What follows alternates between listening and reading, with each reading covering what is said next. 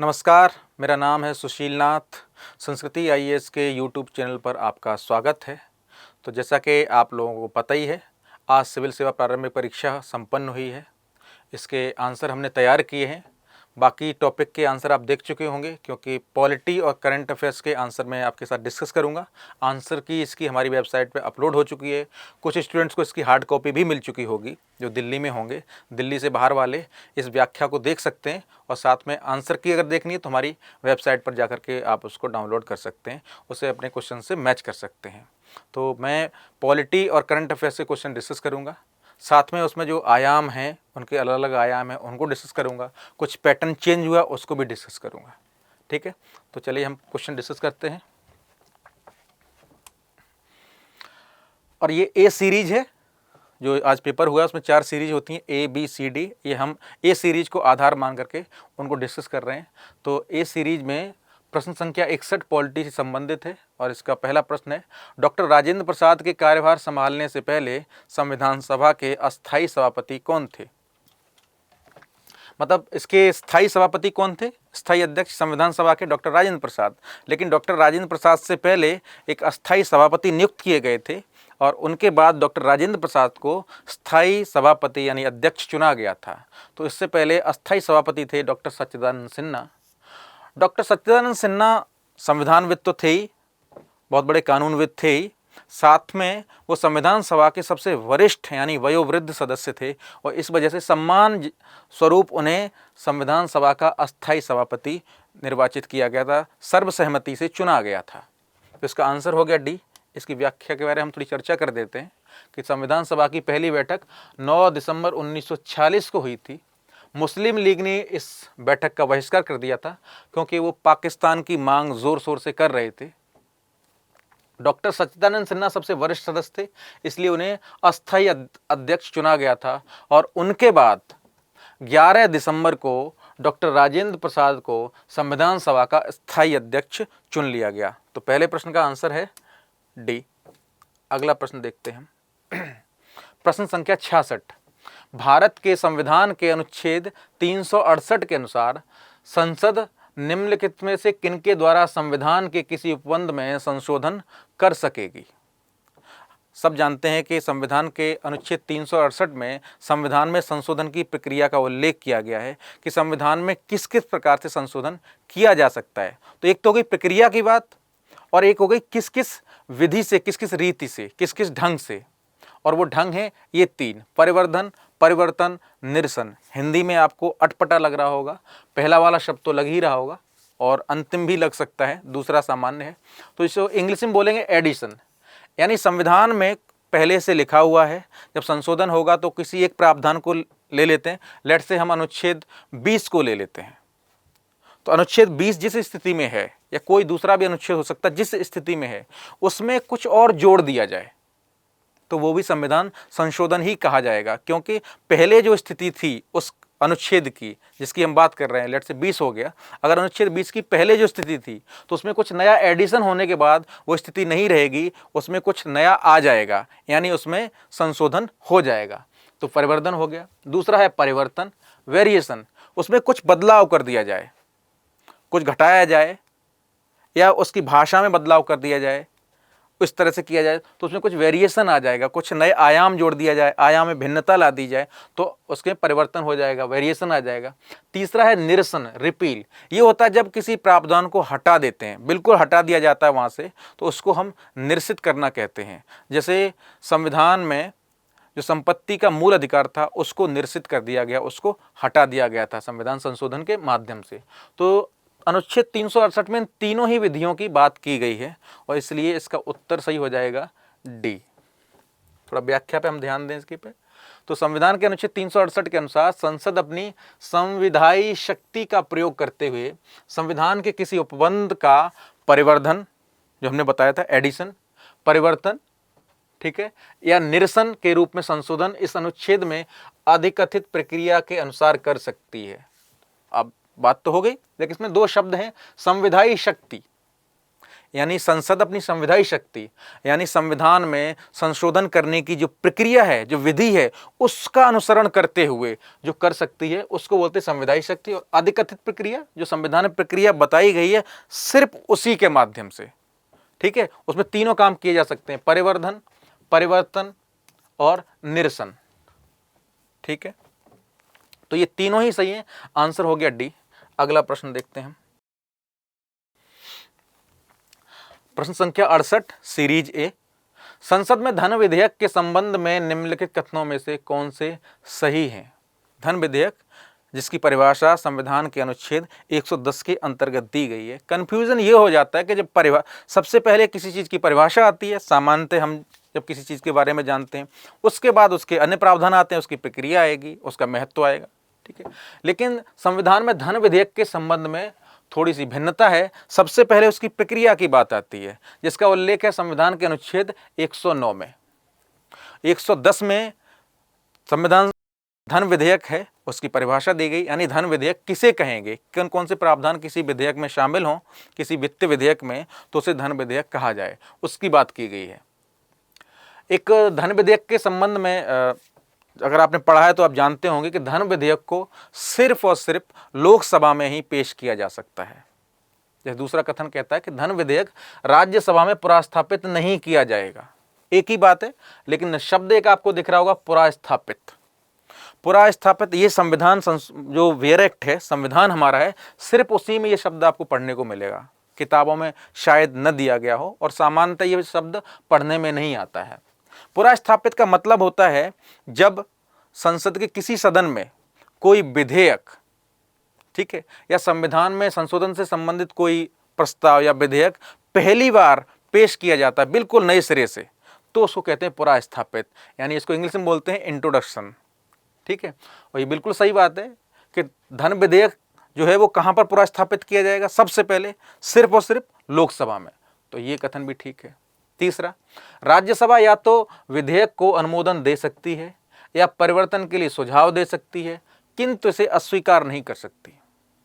अब ये कथन है तो सही, लेकिन एक मामले में बहुत महत्वपूर्ण है, वो मैं सुझाव देना चाहूँगा। इस कथन को आप एकदम से दिमाग में रख लीजिए, क्योंकि राज्यसभा की स्थिति धन विधेयक के संदर्भ में क्या है, इसको लेकर के बहुत विवाद बना रहता है, एक भारी विवाद रहता है और असमंजस की स्थिति भी रहती है हमें समझने के लिए। कोई कहता बिल्कुल कोई शक्ति ही नहीं है राज्यसभा को धन विधेयक के संदर्भ में, कुछ लोग कहते हैं हाँ है कुछ, लेकिन स्पष्ट नहीं रहता है। बहुत से लोग सही भी बताते हैं, मैं वो नहीं कह रहा हूँ, लेकिन धन विधेयक के संबंध में राज्यसभा की क्या स्थिति है, एग्जैक्ट ये कथन बताता है कि राज्यसभा में पुरास्थापित तो नहीं किया जा सकता, लेकिन जब राज्यसभा के पास आ जाएगा तो अनुमोदन दे सकती है, यानी जिस रूप में आया उसी रूप में बोल दे कि हाँ पास है। दूसरा, परिवर्तन के लिए सुझाव दे सकती है, ये बोल सकती है कि ये इसके 1, 2, 3 या कोई एक ये जो प्रावधान है इसमें थोड़ा संशोधन किया जाना चाहिए, ये संशोधन हो सकते, बस इतना बोल सकती है और उसको भेज सकती है। और कितने दिन तक रख सकती है राज्यसभा? 14 दिन तक। पहली बात तो राज्यसभा में उसको पेश नहीं किया जाएगा। दूसरा, राज्यसभा उसको अनुमोदन दे सकती है, उसी रूप में जिस रूप में आया पास कर सकती है, या उससे परिवर्तन संबंधी कुछ सुझाव दे सकती है। और कुछ भी नहीं करती है और वापस भी नहीं भेजती है तो 14 दिन के अंदर वो स्वतः ही राज्यसभा द्वारा पास मान लिया जाएगा। लेकिन जो ये सुझाव देती है वो मानना या न मानना ये लोकसभा की विशेषाधिकार की शक्ति है, उस पर निर्भर करता है। तो अगला कथन है कि राज्यसभा द्वारा धन विधेयक में सुझाए गए संशोधन को लोकसभा द्वारा स्वीकार करना होगा। अभी मैं कह रहा था कि उसको स्वीकार करना या न करना लोकसभा की विवेकाधीन शक्ति है, अनन्य शक्ति है कि वो उस पर अपना निर्णय क्या ले वो डिसाइड करेगी। तो ये कथन हो गया गलत। तो कितने सही है? 1, 2 और 3। तो 1, 2 और 3 तो आंसर हो गया सी सही। अगला प्रश्न देखते हैं। ये प्रश्न अब तक यूपीएससी की परीक्षा में सामान्यतः बहुत रेयर है कि इस तरह के प्रश्न देखे गए हों। दो बातें बता दूं इसके बारे में। पहली बात तो इस तरह से प्रश्न पूछने का पैटर्न यूपीएससी में नहीं रहा है, लेकिन इस बार लगभग सारे टॉपिक में, ज्योग्राफी में भी इस तरह के प्रश्न पूछे गए, अन्य हिस्ट्री में भी इस तरह से टेबल बना करके कई प्रश्नों को एक साथ मर्ज कर दिया गया एक प्रश्न में। हम जब तैयारी करते हैं, जब कुछ चीज़ें याद करते हैं तो टेबल बना लेते हैं कि थल सेना में ब्रिगेडियर, वायुसेना में इसके समकक्ष कौन होता है, नौसेना में इसके समकक्ष कौन होता है, फिर मेजर जनरल इसके कौन होता है। तो इसमें एक तरह से देखें तो 1 2 3 मतलब कई प्रश्नों की, लगभग 5-6 प्रश्नों की सूचना एक साथ एक प्रश्न में पूछ ली गई है। ठीक है, ऐसे प्रश्न यूपीएससी में सामान्यतः नहीं पूछे जाते रहे, पीसीएस में पूछ लिए जाते हैं, सीडीएस में पूछ लिए जाते हैं। यूपीएससी में पहली बार इस तरह के प्रश्न पूछे गए।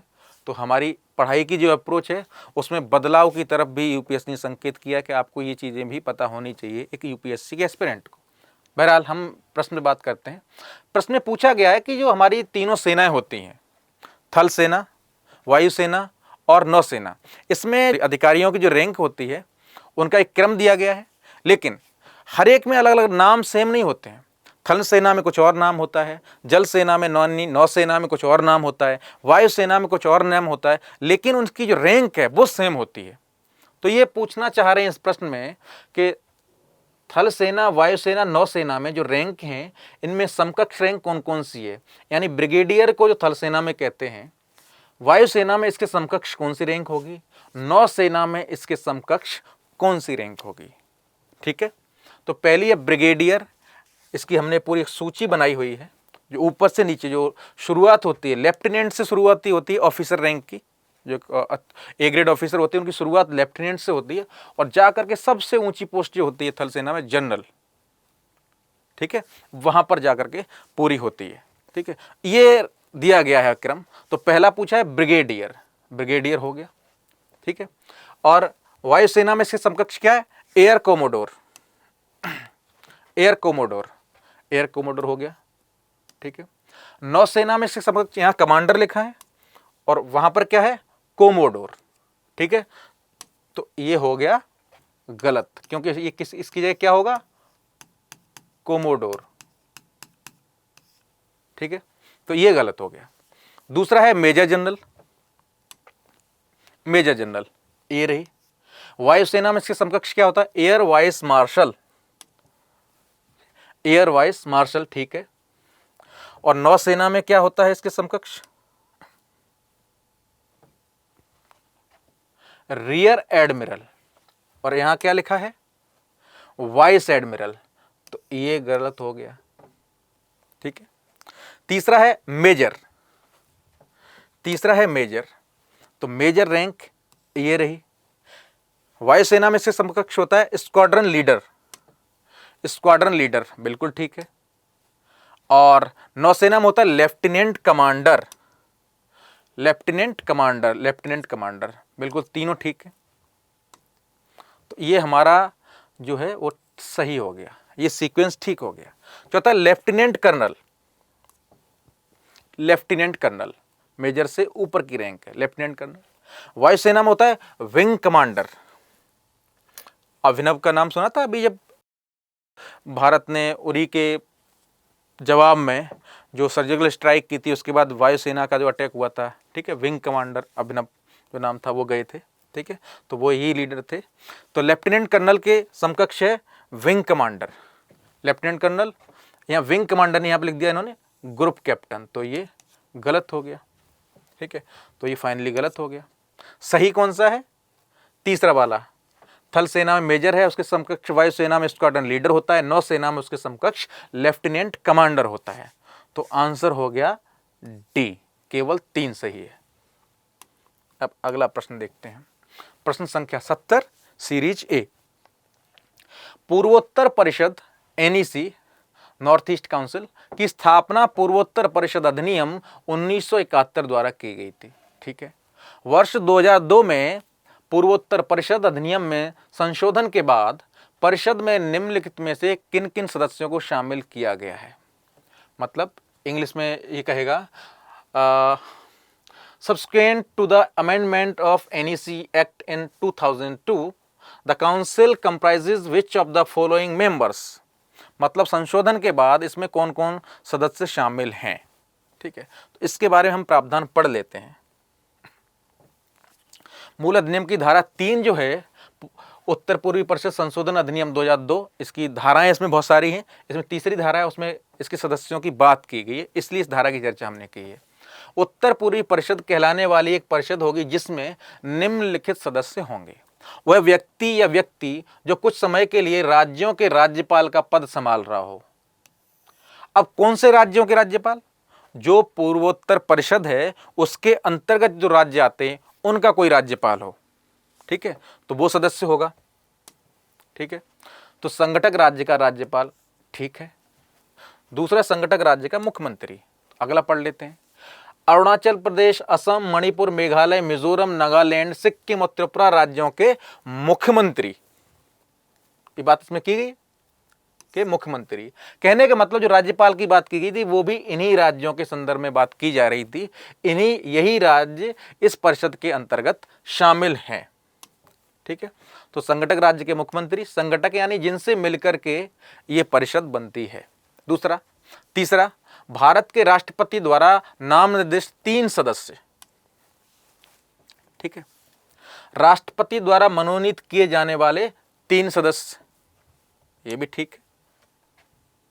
और भारत का गृह मंत्री, होम मिनिस्टर, ठीक है। इसके संदर्भ में क्या कहते हैं? तथा राष्ट्रपति परिषद के अध्यक्ष को नामित करेगा। अब इसमें परिषद का जो पूर्वोत्तर परिषद है इसका अध्यक्ष कौन होगा, इसको राष्ट्रपति नाम निर्दिष्ट करेगा, वो मनोनीत करेगा। गृह मंत्री की इसमें कहीं भी चर्चा नहीं की गई है, तो गृह मंत्री इसका सदस्य नहीं है। हो सकता है राष्ट्रपति उसे उसके अध्यक्ष के रूप में उसको नाम निर्दिष्ट कर दे, पदेन सभापति के रूप में, एक्स ऑफिसियो के रूप में उसके नाम निर्दिष्ट कर दे, जैसा कि होता रहा है और होता है, ठीक है। लेकिन स्पष्ट रूप से गृह मंत्री इसका सदस्य होगा, इसका प्रावधान इस अधिनियम के अंतर्गत नहीं किया गया है। तो इसका सही उत्तर क्या होगा? 1, 2 और 3। तो आंसर हो जाएगा ए। मतलब इसमें ध्यान रखने वाली बात यह है कि गृह मंत्री उसका सदस्य होता है, अध्यक्ष हो सकता है। तो आपने कहीं पढ़ा होगा इसके अध्यक्ष हमारे गृह मंत्री, वर्तमान गृह मंत्री अमित शाह जी हो सकते हैं, आपने कहीं न्यूज़ में पढ़ा हो पूर्वोत्तर परिषद के संदर्भ में, और आप इसको सही कर दें तो हो जाएगा गलत। आपको उसका जो प्रावधान है, विधिक प्रावधान, वो पढ़ना होगा कि गृह मंत्री सदस्य हो सकते हैं अगर राष्ट्रपति उन्हें नाम निर्दिष्ट करे तो अध्यक्ष के रूप में, वैसे नहीं हो सकते। गृह मंत्री अध्यक्ष सदस्य होंगे ही होंगे, इसका उसमें प्रावधान नहीं है, इसलिए इसका आंसर हो जाएगा ए। अगला प्रश्न फिर वही उसी तरह का एकदम वन लाइनर प्रश्न आ गया, फैक्चुअल, जो पीसीएस में पूछा जाता है। तो मैं कहने का मतलब यह कि यूपीएससी पैटर्न चेंज कर रहा है। यही नहीं कि हम जब प्रीलिम्स की पढ़ाई करें तो हम इस तरह की छोटी छोटी महत्वपूर्ण सूचनाओं को छोड़ते चलें, जो कि क्या पैटर्न बन गया था यूपीएससी का कि नहीं यूपीएससी में साहब फैक्चुअल छोटे मोटे क्वेश्चन नहीं पूछे जाते हैं, बहुत महत्वपूर्ण विश्लेषण वाले प्रश्न पूछे जाते हैं, जो कि हमने अभी विश्लेषण किया भी, जैसे धन विधेयक के संदर्भ में भी किया था। तो ज़रूरी नहीं है, इस तरह की जरूरी महत्वपूर्ण सूचनाएं होती वो भी पूछी जाती हैं। जैसे अभी लोकसभा चुनाव संपन्न हुए तो उसमें सीटें किस राज्य में कितनी सीटें, ये कौन निर्धारित करता है? परिसीमन आयोग, ठीक है। तो उसको लेकर प्रश्न पूछ लिया है कि दिसंबर 2023 तक भारत सरकार द्वारा कितने परिसीमन आयोग गठित किए गए हैं। अब अगर आपने पढ़ा होगा, ठीक है, डीलिमिटेशन कमीशन, ठीक है, तो उसके बारे में आपको जानकारी होगी। तो थोड़ा इसके बारे में हम बता देते हैं कि परिसीमन का शाब्दिक अर्थ विधायी निकाय वाले देश या प्रांत में क्षेत्रीय निर्वाचन क्षेत्रों की सीमाओं या सीमाओं को तय करने वाले कार्य प्रक्रिया का होता है। कहने का मतलब ये कहना चाह रहे हैं इस अनुच्छेद के माध्यम से, इसका उल्लेख अनुच्छेद 82 के अंतर्गत किया गया कि संसद एक इस तरह का एक आयोग गठित करेगी जो राज्य विधानसभा के निर्वाचन में सीटों का आवंटन करेंगे। मतलब एक विधायक की जो सीट होगी विधानसभा सदस्य की, उसमें कौन सा क्षेत्र और उस क्षेत्र के कितने लोग या कितने गांव उसके अंतर्गत आएंगे, ये हो गया। यही प्रक्रिया जब संसद के संदर्भ में होती है, संसद की जो सीटें होती हैं, लोकसभा की जो सीटें होती हैं, उनका जो आम निर्वाचन होता है लोकसभा का, ठीक है, उसके लिए की जाती है। तो राज्य विधानसभा और संसद की लोकसभा के लिए जो निर्वाचन क्षेत्रों का सीमांकन करता, परिसीमन करता, वो यही आयोग करता है, जिसको हम बोलते हैं परिसीमन आयोग, ठीक है। तो परिसीमन की प्रक्रिया का कार्य एक उच्च शक्ति निकाय को सौंपा गया है। ऐसे निकाय को परिसीमन आयोग या सीमा आयोग के रूप में जाना जाता है, जो अभी मैंने बताया। भारत में अब तक ऐसे कितने आयोग गठित किए गए हैं? 4, यानी 4 बार गठन किया गया है। 1952 में परिसीमन आयोग अधिनियम 1952 के तहत। ध्यान रखिए, जब संविधान में लिखा संसद गठन करेगी तो संसद ऐसे तो कर नहीं देगी कि नाम निर्दिष्ट कर दिया। संसद विधि का जो है अनुसरण करेगी, तो विधि का अनुसरण करेगी यानी कानून बनाएगी, अधिनियम बनाएगी। तो जब भी किसी परिसीमन आयोग का गठन होगा तो किसी न किसी अधिनियम के माध्यम से होगा। जैसे 1952 में परिसीमन आयोग अधिनियम 1952 के तहत, 63 में परिसीमन आयोग अधिनियम 1962 के तहत गठित किया गया था, 1973 में परिसीमन आयोग अधिनियम 1972 के तहत, और जो सबसे लेटेस्ट है, पुराना लग सकता है लेकिन अभी इसी के माध्यम से हमारे निर्वाचन क्षेत्र बटे हुए हैं विधानसभाओं में और लोकसभाओं में, 2002 में परिसीमन आयोग अधिनियम 2002 गठित किया गया था, जो सबसे वर्तमान है। ठीक है, अभी इसी के आधार पर निर्वाचन होते हैं, जो इसमें सीटें आवंटित की गई, इसी के आधार पर प्रत्येक विधानसभा में कितनी सीटें होंगी, किसी राज्य की विधानसभा में, किसी राज्य को लोकसभा में कितनी सीटें मिली होंगी, दी गई हैं, वो इसी के माध्यम से निर्धारित हुआ था। ठीक है, ध्यान रखना हमेशा इस बात को कि परिसीमन आयोग किस तरह का निकाय है। कोई बोल दे संविधानेतर, सांविधिक, ये पूछा जा सकता है। ठीक है, तो वो एक सांविधिक निकाय है क्योंकि उसका गठन संसद संविधान जो संविधान में प्रक्रिया दी गई उसके तहत विधि बनाकर करती है, इसलिए उसको सांविधिक निकाय बोला जाता है। तो कितने बार? 4 बार। तो आंसर हो गया डी। अगला प्रश्न, संविधान 71वें संशोधन अधिनियम 1992 के द्वारा निम्नलिखित में से किस भाषा को शामिल करने के लिए संविधान की 8वीं अनुसूची में संशोधन किया गया है? ठीक है, तो ये तो बात क्लियर है कि 8वीं अनुसूची में भाषाएं दी गई हैं। ठीक है, और इसमें मूल रूप से कितनी भाषाएं दी गई थी संविधान में? जब संविधान पास हुआ था, संविधान बना था हमारा 1951 में लागू हुआ था, तो उसमें मूल रूप से कितनी भाषाएं थी? जितनी अभी हैं इतनी तो नहीं थी, अलग अलग संविधान संशोधन के माध्यम से उसमें भाषाएं जोड़ी गई। तो 71वें संशोधन अधिनियम के माध्यम से कौन कौन सी भाषाएं जोड़ी गई थी, थोड़ा सा हम इस पर नजर डाल लेते हैं। संविधान की 8वीं अनुसूची में 22 भाषाओं का उल्लेख किया गया है। वर्तमान में संविधान की 8वीं अनुसूची में 22 भाषाएं दी गई हैं। जब आप मुख्य परीक्षा लिखते हैं तो अनिवार्य प्रश्न पत्र जो होता है, जैसे प्रीलिम्स में सीसेट का अनिवार्य प्रश्न पत्र है, कंपलसरी पेपर है, ऐसे ही मुख्य परीक्षा में 2 अनिवार्य प्रश्न पत्र होते हैं, कंपलसरी पेपर। एक तो होता है सामान्य अंग्रेजी, दूसरा हिंदी बेल्ट के लोग, हिंदी माध्यम के बहुत से स्टूडेंट यही जानते हैं कि हिंदी होती है, दूसरी हिंदी नहीं होती है। संविधान की 8वीं अनुसूची में जो 22 भाषाएं दी गई, इनमें से कोई एक भाषा। ठीक, तो ये जो प्रश्न पत्र है, कह सकते हैं ये प्रश्न आपकी परीक्षा से जुड़ा हुआ है। ठीक, तो अभी 22 भाषाएं हैं, मूल रूप से 14 भाषाएं थीं जब संविधान लागू हुआ था। ठीक है, 26 जनवरी 1951 को। 21वें संविधान संशोधन विधेयक 1967 द्वारा सिंधी और 71वें संविधान संशोधन विधेयक 1992 द्वारा, तो बात किसकी चल रही है? 71वें संविधान संशोधन विधेयक 1992 की। इसके माध्यम से संविधान में किसको शामिल किया गया? कोंकणी, मणिपुर, नेपाली, कोंकणी, मणिपुरी और नेपाली। ठीक है, कोंकणी, मणिपुरी और नेपाली। मैथिली को इसमें इसके माध्यम से शामिल नहीं किया गया था। ठीक है, तो इसका जवाब हो गया 1, 2, 3, यानी आंसर हो गया सही ए। अगला प्रश्न देखते हैं, निम्नलिखित युगों पर विचार कीजिए। फिर एक वही प्रश्न टेबल वाला, तालिका बना करके 2, 3, 4 प्रश्नों की सूचनाओं को एक साथ एक प्रश्न के अंतर्गत पूछ लेना, और ये बिल्कुल सही है। पीसीएस में हम कह सकते हैं, या छोटे वनडे एग्जाम जो होते हैं उनमें पूछ लेता है भारतीय जनसंघ के संस्थापक कौन थे, या भारतीय जनसंघ का इनमें से कौन से भारतीय जनसंघ के नेता रहे, या इनमें से कौन से सोशलिस्ट पार्टी से जुड़े रहे हैं, उसमें से इनमें से या कोई और नेता दे देंगे 4 और पूछ लेंगे, या कई और दे देंगे, विकल्प बना के पूछ लेंगे। लेकिन नहीं, इसमें क्या किया, इस तरह की जो पार्टी हैं, इस तरह के दल हो सकते हैं, उनसे संबंधित नेता, इनके संस्थापक नहीं पूछे, नेता पूछ लिए। तो मतलब कहने का है कि भारत की जो दलीय व्यवस्था है, पार्टी सिस्टम है, उससे भी आपका परिचय होना चाहिए, आप उसके बारे में भी अवेयर होने चाहिए। हमें पता ही नहीं होता है कि किस देश में, किस राज्य में कौन सी पार्टी है, ये पार्टी किस राज्य की है।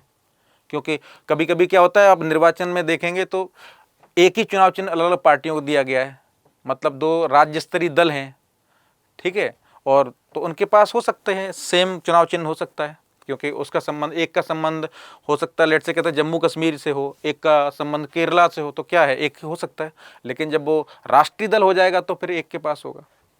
ठीक है, तो ये बात चल रही है। और ये सारी पुरानी पार्टी हैं, दल है, उसके नेता हैं, संस्थापक नहीं है, नेता। संस्थापक हो भी सकते हैं, नहीं भी हो सकते हैं। ठीक है, तो पहली भारतीय जनसंघ डॉक्टर श्यामा प्रसाद मुखर्जी। ठीक है, दूसरी सोशलिस्ट पार्टी श्री राजगोपालाचारी। तीसरी कांग्रेस फॉर डेमोक्रेसी जगजीवन राम। और चौथी स्वतंत्र पार्टी आचार्य नरेंद्र देव। हम देख लेते हैं इसमें भारतीय जनसंघ श्यामा प्रसाद मुखर्जी, इसकी स्थापना कब की गई थी भारतीय जनसंघ की? 1951 में। ये आप थोड़ा सा अगर जानना चाहें तो आप जान सकते हैं, इसके एक अतिरिक्त सूचना इसके साथ। तो श्यामा प्रसाद मुखर्जी, ठीक है। दूसरी सोशलिस्ट पार्टी श्री राजगोपालाचारी, इसमें विकल्प दिया गया है। सोशलिस्ट पार्टी जयप्रकाश नारायण, राम मनोहर लोहिया और आचार्य नरेंद्र देव। ठीक है, तो सोशलिस्ट पार्टी से आचार्य नरेंद्र देव जुड़े हुए थे, ये नहीं थे, तो ये हो गया गलत इससे। और तीसरा है Congress for democracy. Congress for democracy, इससे बाबू जगजीवन राम थे और इसका गठन किया गया था 1970 में। सोशलिस्ट पार्टी का गठन किया गया था 1934 में, ये 77 की है। ठीक है, अब एक जरूरी बात यह है, अगर आपको पता हो कि श्री राजगोपालाचारी नहीं, इसके विकल्प हैं आचार्य नरेंद्र देव, तो आप ये जान सकते हैं कि ये दोनों इंफॉर्मेशन गलत हैं। अगर आपको पता हो तो आचार्य नरेंद्र देव के बारे में कि वो सोशलिस्ट नेता थे, समाजवादी नेता थे, ठीक है, तो इसके सदस्य रहे होंगे, श्री राजगोपालाचारी नहीं। अगर आपको पता है कि श्री राजगोपालाचारी स्वतंत्र पार्टी से जुड़े हुए हैं, तो आप जान जाएंगे ये दो गलत हैं। तो यहां पर आप एलिमिनेशन मेथड का उपयोग कर सकते हैं कि दो गलत हैं, तो दो गलत तो आपको पता ही चल जाएंगे। ठीक है, तो आप अनुमान लगा सकते हैं कि दो तो सही नहीं होंगे, सभी चार सही नहीं होंगे, सभी तीन सही नहीं होंगे, और सभी दो तो सही नहीं होंगे। ठीक है, दो मतलब दो है, दो हो सकता है, तो आप यहां तक आ जाएंगे, आप दो विकल्पों को एलिमिनेट कर लेंगे। तो अगर आपके पास अतिरिक्त सूचना है थोड़ी सी भी और आप अवेयर हैं, उसका उपयोग कर रहे हैं, तो आप एलिमिनेशन मेथड का उपयोग कर सकते हैं। और जैसा कि हमारा, अगर आपने वीडियो देखा हो गया एग्जाम से, प्रीलिम से पहले अखिल सर ने चर्चा की थी एलिमिनेशन मेथड की, कि आप किस तरह से एलिमिनेट कर सकते हैं विकल्पों को। जो नया पैटर्न आया था यूपीएससी का, उसमें एलिमिनेशन मेथड थोड़ा मुश्किल लग रहा था, लेकिन सर ने चर्चा की थी कि आप बहुत अच्छी तरह से यूज कर सकते हैं अगर आप चीज़ों के बारे में अवेयर हैं। अब वर्तमान में जो पेपर आया, इसमें तो आप ठीक ठाक तरीके से कर सकते हैं, क्योंकि पुराने पैटर्न पे पूछा गया पेपर, अधिकांश प्रश्न। ठीक है, तो यहाँ जैसे हम एलिमिनेट कर सकते हैं, तो दोनों ही गलत हो जाएंगे, क्योंकि दोनों इंटरचेंज है। वो सोशलिस्ट पार्टी संबंधित आचार्य नरेंद्र देव है, और स्वतंत्र पार्टी से हैं श्री राजगोपालाचारी। ठीक है, तो बच गए दो, ये दोनों ठीक हैं। तो कितने सही हैं?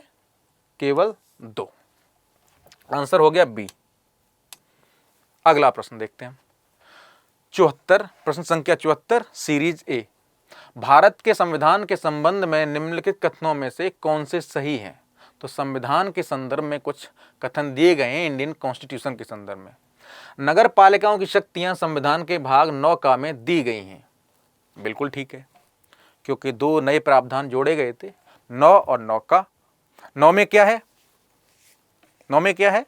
9 में है पंचायत संबंधी प्रावधान, और 9 का में है नगर पालिकाओं संबंधी प्रावधान या उससे संबंधित शक्तियां दी गई। तो ये है सही। 2, आपात उपबंध संविधान के भाग 18 में दिए गए। बिल्कुल ठीक है, जो आपात की चर्चा की जाती है, जिसको एक हम बोलते हैं राष्ट्रीय आपात। दूसरा क्या होता है? एक होता है वित्तीय आपात, जब तक भारत में नहीं लगा है, राष्ट्रीय आपात लग चुका है इंदिरा गांधी जी के टाइम पे। और एक है राष्ट्रपति शासन, बोल देते हैं जिसको, राष्ट्रपति शासन बोलते हैं। किसी राज्य में जब संवैधानिक तंत्र विफल हो जाए और इस तरह की राज्यपाल को आश्वस्त है और वो राष्ट्रपति को अनुशंसा करता है, तो उस राज्य में राज्यपाल शासन लगा दिया जाता है, राष्ट्रपति शासन लगा दिया जाता है, और राज्यपाल के माध्यम से वो शासन करता है वहाँ पर। ठीक है, इससे अधिकांश आप लोग परिचित होंगे राष्ट्रपति शासन से। फिलहाल कम हुआ है राष्ट्रपति शासन, लेकिन जब सरकार, केंद्र में सरकार अस्थिर हो, तब ज़्यादा देखने को मिल सकता है। या बहुत मजबूत सरकार हो, राज्यों में केंद्र से इतर दल की सरकारें हों, तो वहाँ पर फिर आपको इस तरह की स्थिति देखने को मिल सकती है। फिलहाल भारत में एक मजबूत केंद्र सरकार रही है पिछले 10 साल से, और राज्यों में भी लगभग उसी दल की सरकारें या उससे समर्थित सरकारें रही हैं, इसलिए राष्ट्रपति शासन शायद ही देखने को मिला है। ठीक है, तीसरा है संविधान के संशोधन से संबंधित उपबंध संविधान के भाग 20 में दिए गए हैं। ये भी बिल्कुल ठीक है। संविधान संशोधन जिसकी हम बात करते हैं, संविधान अनुच्छेद 368, उसकी चर्चा, उसके सारे प्रावधानों की चर्चा है भाग 20 में। तो पूछा कौन कौन से सही है, 1 2 3, तीनों सही है। तो सही आंसर हो गया डी, 1 2 और 3, जैसे इसमें चर्चा की गई थी। ठीक है। भाग 9 में पंचायतें हैं, 9A यानी नौका कह सकते हैं इसको। ठीक है। इसमें नगर पालिकाएं दी गई हैं। ठीक है। ये आपका हो गया 9B, इसमें सहकारी समितियां हैं। ठीक है। 14 10 5 15 3 18 में आपातपन दिए गए हैं और 20 में संविधान संशोधन की बात की गई है। अगला प्रश्न, प्रश्न संख्या 75, सीरीज ए। भारत के संविधान के अनुसार निम्नलिखित में से कौन सा कथन सही है। फिर एक संविधान से संबंधित प्रश्न है। अंतर्राज्यीय व्यापार और वाणिज्य राज्य सूची के अधीन एक राज्य विषय है। ठीक है। अंतर्राज्यीय व्यापार और वाणिज्य राज्य सूची, जब एक राज्य से दूसरे राज्य से तीसरे राज्य या दो राज्यों के बीच, दो या दो से अधिक राज्यों के बीच जब गाड़ी जाएगी या कोई व्यक्ति जाएगा व्यापार करने के लिए, तो राज्य का होगा कि संघ सूची का विषय होगा या समवर्ती सूची का। मतलब राज्य भी इस पर कानून बना सकता है? बिल्कुल नहीं बना सकता है। जब हम संविधान में पढ़ते हैं कि सुप्रीम कोर्ट की जो ओरिजिनल जो ज्यूरिसडिक्शन है यानी आरंभिक अधिकारिता, ठीक है, उसमें क्या होता है, 2 या 2 से अधिक राज्यों के बीच जब विवाद होता है तो उसकी सुनवाई सर्वोच्च न्यायालय करता है, कोई राज्य का उच्च न्यायालय नहीं कर सकता, क्योंकि 2 राज्य उसमें पक्ष होते हैं। इस तरह इसमें भी 2 राज्य, कोई 2 या 2 से अधिक राज्य पक्ष होंगे तो राज्य के अधिकार क्षेत्र से बाहर की बात होगी। इस पर कानून कौन बनाएगा? संघ बनाएगा। ठीक है, तो ये गलत है। अंतर्राज्यीय प्रवासन राज्य सूची के अधीन एक राज्य विषय है। ठीक है, मतलब एक राज्य का व्यक्ति दूसरे राज्य में गया और भी दूसरे राज्य में जा सकता है। ठीक है, एक से अधिक राज्यों के बीच की बात हो रही है तो ये संघ सूची का विषय होगा। ये भी अंतर्राज्यीय संगरोध इसको बोलते हैं क्वारंटीन, संघ सूची का अधीन एक संघ विषय है। यहाँ अंतर्राज्यीय की बात और बात की गई संघ सूची का विषय, ये बिल्कुल ठीक है। ये कॉमन सेंस की बात है। जब 2 या 2 से अधिक राज्यों के बीच के मामले की बात की जा रही है तो अनन्य रूप से उस पर निर्णय लेने की या उसके संबंध में अगर कोई कानून बनाना है, कॉमन लॉ बनाना है, तो कौन बना सकता है ऐसा कॉमन लॉ? केंद्र सरकार बना सकती है, संघ बना सकता है। और निगम का राज्य सूची के अधीन एक राज्य विषय, बिल्कुल नहीं, ये भी केंद्र सूची का विषय, संघ सूची का विषय, इनकी हमने आगे चर्चा की है। ठीक है, संविधान की 7वीं अनुसूची में 3 सूचियां दी गई, संघ सूची, राज्य सूची और समवर्ती सूची। संघ सूची में वो विषय हैं जिन पर सिर्फ और सिर्फ केंद्र सरकार कानून बना सकती है। राज्य सूची में वो विषय हैं जिन पर सिर्फ और सिर्फ संबंधित राज्य की राज्य सरकार कानून बना सकती है। और समवर्ती सूची में वो विषय हैं जिन पर केंद्र सरकार भी जरूरत पड़ने पर कानून बना सकती है और अपने अधिकार क्षेत्र में आने पर राज्य सरकार भी कानून बना सकती है। लेकिन अगर संघ सूची को छोड़ दें, बाकी 2 की हम बात करें, तो उसमें राज्य सूची में जब अनुच्छेद 249 में क्या है, अगर राज्यसभा आवश्यक समझे किसी विषय को तो उस पर वो केंद्र को यानी संघ को कानून बनाने के लिए अधिकृत कर सकती है राज्य सूची के विषय पर। एक तो ये, दूसरा है 312 संभवतः, जहां पर अगर 2 या 2 से अधिक राज्यों के लिए एक संयुक्त लोक सेवा आयोग गठित करना हो तो वो शक्ति किसके पास दे सकती है? राज्यसभा संघ को दे सकती है। ठीक है, तो ऐसा हो सकता है। समवर्ती सूची में ये होता है कि दोनों कानून बना सकते हैं, लेकिन अगर राज्य ने पहले से कोई कानून बनाया हुआ है और केंद्र उस पर कानून बनाता है तो राज्य का कानून जिस सीमा तक या राज्य के कानून के जितने प्रावधान केंद्र के कानून से टकरा रहे होंगे तो वो राज्य के कानून के वो प्रावधान निरस्त हो जाएंगे या शून्य हो जाएंगे। वहां पर अगर एक ही विषय पर केंद्र और राज्य दोनों ने कानून बनाया है तो किसके कानून को प्राथमिकता दी जाएगी? वो होगा संघ का कानून। ये ध्यान रखने वाली बात, इनको पूछ लिया जाता है। अंतर्राज्यीय व्यापार में वाणिज्य जो संघ सूची में शामिल है वो प्रविष्टि संख्या 22 है, मतलब 42वें नंबर पर ये है। अंतर्राज्यीय प्रवासन और अंतर्राज्यीय संगरोध, ये क्वारंटीन वाला, ये प्रविष्टि संख्या 81 है। और निगम कर संघ सूची की प्रविष्टि संख्या 85 है।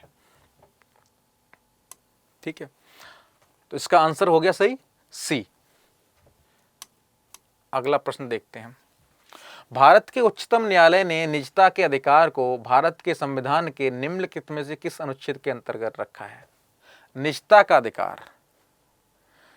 अब बात आ रही निजता की, ठीक है। इसको इंग्लिश में बोलते हैं, under which of the following articles of the Indian constitution of India has the supreme court of India placed the right to privacy. किसके अंतर्गत है? अनुच्छेद 15 में क्या है? समानता। अनुच्छेद 16 में क्या है? इसमें धर्म, मूलवंश, जाति, लिंग, जन्म स्थान के आधार पर विभेद का प्रतिषेध है, यानी इनके आधार पर व्यक्ति, हर एक व्यक्ति समान होगा, उसकी बात की गई। अनुच्छेद 16 में लोक नियोजन यानी सरकारी नौकरियों में समानता की बात, समान अवसर की बात की गई। अनुच्छेद 19 में कुछ मूलभूत स्वतंत्रताओं की बात की गई है, और अनुच्छेद 21 में क्या है? प्राण एवं दैहिक स्वतंत्रता की हम बात करते हैं ना, कि किसी व्यक्ति को विधि के प्राधिकार के बिना उसके जीवन या दैहिक स्वतंत्रता से वंचित नहीं किया जा सकता है। इसी के अंतर राइट टू प्राइवेसी आता है। इसका आंसर हो जाएगा डी। अगर इसकी व्याख्या की हम बात करें तो संविधान के भाग 3 में अनुच्छेद 21 के तहत प्राण एवं दैहिक स्वतंत्रता का वर्णन किया गया है, ठीक है। सर्वोच्च न्यायालय ने अपने विभिन्न निर्णयों में इसमें निम्नलिखित अधिकारों को शामिल किया है, यानी प्रत्यक्ष रूप से तो नहीं शामिल है, लेकिन न्यायालय ने अपने अलग अलग निर्णयों में जो निर्वचन किया, उसकी व्याख्या की है संविधान के अनुच्छेद 21 की, उसमें ये अधिकारों को अलग अलग समय में शामिल किया है। जीविका का अधिकार, निजता का अधिकार, अच्छे स्वास्थ्य का अधिकार और विदेश जाने का अधिकार। अगर आप विदेश जाना चाहते हैं और आपको राज्य रोक रहा है बिना किसी वजह के कि नहीं आप नहीं जा सकते, कोई वो ठोस कारण नहीं है, तो आप जा सकते हैं। लेकिन इसका मतलब ये नहीं कि आप सरकार को बोलें कि हमारा अधिकार है साहब, हम तो जाएंगे, हमारी व्यवस्था कीजिए। विदेश जाने की, विदेश घूमने का शौक है हमें, हम अमेरिका जाएंगे, गर्मी बहुत हो रही, स्विट्जरलैंड जाना है, सरकार से बोलिए व्यवस्था कीजिए, तो ये आप नहीं कर सकते हैं, ये इसके अंतर्गत नहीं आएगा। आप सक्षम हैं तो आप जा सकते हैं, सरकार आपको इससे नहीं रोकेगी, बल्कि आपकी सुविधा ही कराएगी, आपको ट्रांसपोर्टेशन देगी, आप उससे जाइए, उसका लाभ उठाइए, ठीक है। और जिसकी हम बात कर रहे हैं निजता के अधिकार की, तो सर्वोच्च न्यायालय ने 2017 में पुट्टा स्वामी वाद जो हुआ था उसके व्याख्या जो की, उसमें माना कि निजता का अधिकार है वो व्यक्ति के जीवन के अधिकार के अंतर्गत शामिल है, यानी उसका आधारभूत मूलभूत अंग है। तो इसका उत्तर हो गया डी। अगला प्रश्न, प्रश्न संख्या 77।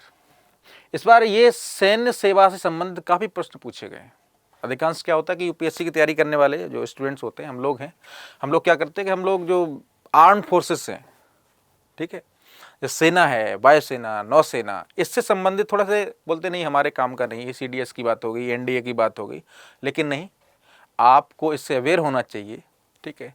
आईएएस होता है वो बड़ा पद है, जब अगर आप आईएएस बनेंगे, आप गृह सचिव बनेंगे, ठीक है, पीएमओ के चीफ हो सकते हैं, ठीक है, गृह सचिव बन गए तो आपको रिपोर्ट करेंगे, आपके पास सबकी फाइल आएगी होम मिनिस्ट्री के पास, ठीक है। तो आपको इससे अवेयर होना चाहिए। तो इस वजह से सैन्य कार्य विभाग के प्रमुख के रूप में चीफ ऑफ डिफेंस स्टाफ के कर्तव्य कौन से हैं? सैन्य विभाग के प्रमुख के रूप में, ये हाल ही में चर्चा में आया था, क्योंकि जो वर्तमान में सरकार है उसी ने इसका सृजन किया था, ठीक है। इसके बारे में हम थोड़ा सा पढ़ लेते हैं। प्रधानमंत्री श्री नरेंद्र मोदी ने 15 अगस्त 2019 को राष्ट्र के नाम अपने संबोधन के दौरान चीफ ऑफ डिफेंस स्टाफ का पद सृजित करने की घोषणा की थी। तीनों सेनाओं के लिए एक साथ इसको बनाया गया था। सुरक्षा मामलों की कैबिनेट समिति ने 24 दिसंबर 2019 को chief of defence staff CDS का पद सृजित करने का ऐतिहासिक निर्णय लिया। और इसका उद्देश्य क्या क्या है? इसका उद्देश्य बेहतर और अधिक सूचित निर्णय लेने के लिए रक्षा मामलों में विशेषज्ञता विकसित करना और बढ़ावा देना, ठीक है। Chief of defence staff chief of staff committee का स्थायी अध्यक्ष होता है, ठीक है। चीफ ऑफ स्टाफ कमेटी के स्थायी अध्यक्ष। अब आप एक चीज देखिए, इस प्रश्न को लेकर मेरी एक आपत्ति है जो आपको भी समझ में आएगी। पहले हम प्रश्न की चर्चा कर लेते हैं और उसकी बात कर रहे हैं। तो इस स्थायी अध्यक्ष की नियुक्ति होती है, तो वो एक कार्य है इसका। तीनों सेवा प्रधानों पर सैन्य कमान का प्रयोग करना, तीनों सेवा प्रधानों में सैन्य कमान का प्रयोग करना, इस तरह की कोई चर्चा नहीं की गई है। सैन्य कमान का नहीं, राजनीतिक नेतृत्व को निष्पक्ष सलाह देने के लिए तीनों सेनाओं के सभी मामलों पर रक्षा मंत्री के प्रधान सैन्य सलाहकार के रूप में कार्य करता है।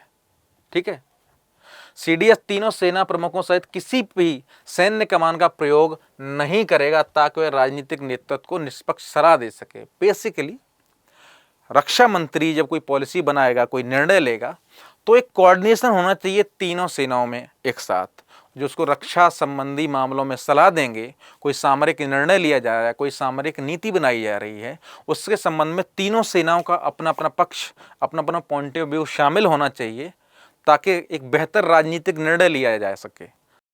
रक्षा मंत्री कोई नीति बनाएगा, कुछ निर्णय लेगा, तो राजनीतिक निर्णय होगा, क्योंकि रक्षा मंत्री का पद राजनीतिक पद है। ठीक है, वो सैन्य पद नहीं है, उसके अंतर्गत ये तीनों सेनाएं आती हैं, तो इसलिए वो सैन्य कमान का प्रयोग नहीं करता है। ठीक है, तो ये तो गलत हो गया। सभी तीनों सेवाओं, ट्राई सर्विस, कौन कौन सी सेवाएं? थल सेना, वायुसेना और नौसेना के विषयों पर रक्षा मंत्री के प्रधान सैन्य सलाहकार की नियुक्ति करना के रूप में कार्य करना, ये ठीक है। और इसका आंसर हो गया 1 और 3, तो आंसर हो गया डी। आपत्ति मेरी ये है, कर्तव्य की बात हो रही है, बोले कि इसके कौन कौन से कर्तव्य हैं, और बोल दिया चीफ ऑफ स्टाफ कमेटी के स्थायी अध्यक्ष। ये क्या हो गया? ये तो किसी पद की बात हो रही है, कार्य की बात तो नहीं हो रही ना। जैसे उसमें क्रिया का बोध होगा ना कि ये करना। अगर मैं बोलूं मैं इस व्हाइट बोर्ड पर लिखना, डिजिटल बोर्ड पर लिखना, मेरा काम क्या है? डिजिटल बोर्ड पर लिखना, और बोल दूं कि पेन लेकर, ये बोल दूं पेन लाना। अब पेन लाना इसका कार्य कैसे हो गया? ठीक है, इंग्लिश में भी ऐसे है, व्हाट आर द ड्यूटीज, मतलब duties of the chief of defence staff CDS as head of the department of military affairs, permanent chairman of chiefs of staff committee. क्या करना है? इसका नियुक्ति करना है, इसकी परिभाषित करना है इसको, या इसके बारे में सूचित करना है? क्या है? कुछ नहीं है। तो इस प्रश्न की जो प्रकृति है, जो इसकी संरचना निर्मित है, वो गलत है। ऐसी तीसरे वाले में भी है, दूसरे में तो ठीक है, लेकिन जो दोनों कथन ठीक हैं, इनकी जो प्रकृति, जो संरचना है, वो एकदम गलत है। तो प्रश्न की जो संरचना है यूपीएससी की भाषा की दृष्टि से हिंदी और अंग्रेजी दोनों में एकदम गलत है, बिल्कुल गलत तरीके से बनाया हुआ प्रश्न है। क्योंकि अब यूपीएससी ने दिया तो इसका आंसर तो हम देना पड़ेगा, आंसर डी है, लेकिन प्रश्न एकदम गलत तरीके से बनाया है यूपीएससी ने। ठीक है, अगला प्रश्न हम देखते हैं। प्रश्न संख्या 80, लोकसभा में आचार समिति के संबंध में निम्नलिखित कथनों में से कौन से सही हैं? लोकसभा, राज्यसभा दोनों में बहुत सी समितियां होती हैं, क्योंकि सदन तो इतने सारे काम कर नहीं सकता है। सदन के जितने काम होते हैं उसमें सहयोगी के रूप में व्यवस्था बनाए रखना, उसकी व्यवस्था चल सके और विधायन हो सके, सदस्यों को कोई असुविधा ना हो, सारे काम ठीक तरीके से चल सकें, तो संसद सदस्य मिलकर तो सारे काम नहीं करेंगे। विभिन्न समितियां होती हैं जिसके माध्यम से दोनों सदन चलते हैं। तो लोकसभा में आचार समिति के संबंध में पूछा है कि प्रारंभ में यह एक तदर्थ समिति थी, यह शुरू से ही तदर्थ समिति है और अभी भी तदर्थ समिति है। ठीक है, तो ये एक ठीक कथन है, प्रारंभ में तो थी ही। केवल कोई लोकसभा का सदस्य ही किसी लोकसभा सदस्य के अनैतिक आचरण से संबंधित शिकायत कर सकता है। तीसरा है, यह समिति किसी ऐसे मामले पर विचार नहीं कर सकती जो न्यायाधीन है, यानी जिस पर न्यायिक जांच चल रही है। ठीक है, तो दूसरे कथन के संदर्भ में हम देखते हैं। दूसरा कथन हमारा है कि केवल कोई लोकसभा का सदस्य किसी लोकसभा सदस्य के अनैतिक आचरण से संबंधित शिकायत कर सकता है। समिति के नियम 233(1) के अनुसार कोई भी व्यक्ति या सदस्य लोकसभा के किसी भी सदस्य के अनैतिक आचरण से संबंधित शिकायत कर सकता है। यानी सिर्फ लोकसभा का सदस्य ही शिकायत करेगा ये जरूरी नहीं है, कोई भी उसके आचरण के संबंध में शिकायत कर सकता है। ठीक है, तो ये कथन हो गया गलत। तीसरा है, यह समिति किसी ऐसे मामले पर विचार नहीं कर सकती जो न्यायाधीन है, यानी जिस पर न्यायिक जांच चल रही है। ये बिल्कुल ठीक है।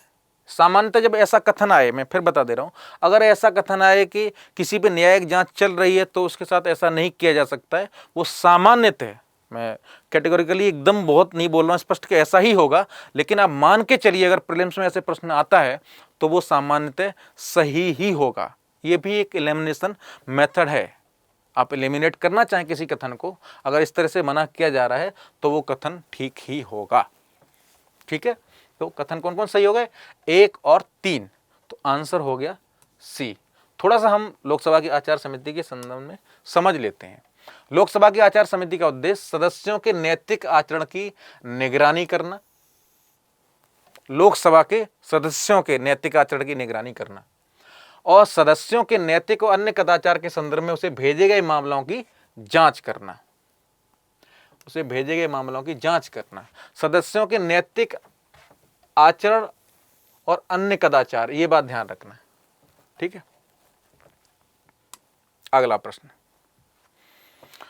प्रश्न संख्या 81 सीरीज ए, नारी शक्ति वंदन अधिनियम के संबंध में निम्नलिखित कथनों पर विचार कीजिए। अगर आपने पढ़ा हुआ तो आप समझ रहे होंगे, जो संसद में महिलाओं के आरक्षण की बात की गई है, जिसको स्वीकृति दी गई है, वो इसी के तहत दी गई, इस अधिनियम के तहत। इसको नाम दिया था नारी शक्ति वंदन, नारी शक्ति को नमन किया था, उसको स्वीकृति दी गई थी, उसको स्वीकार किया गया था।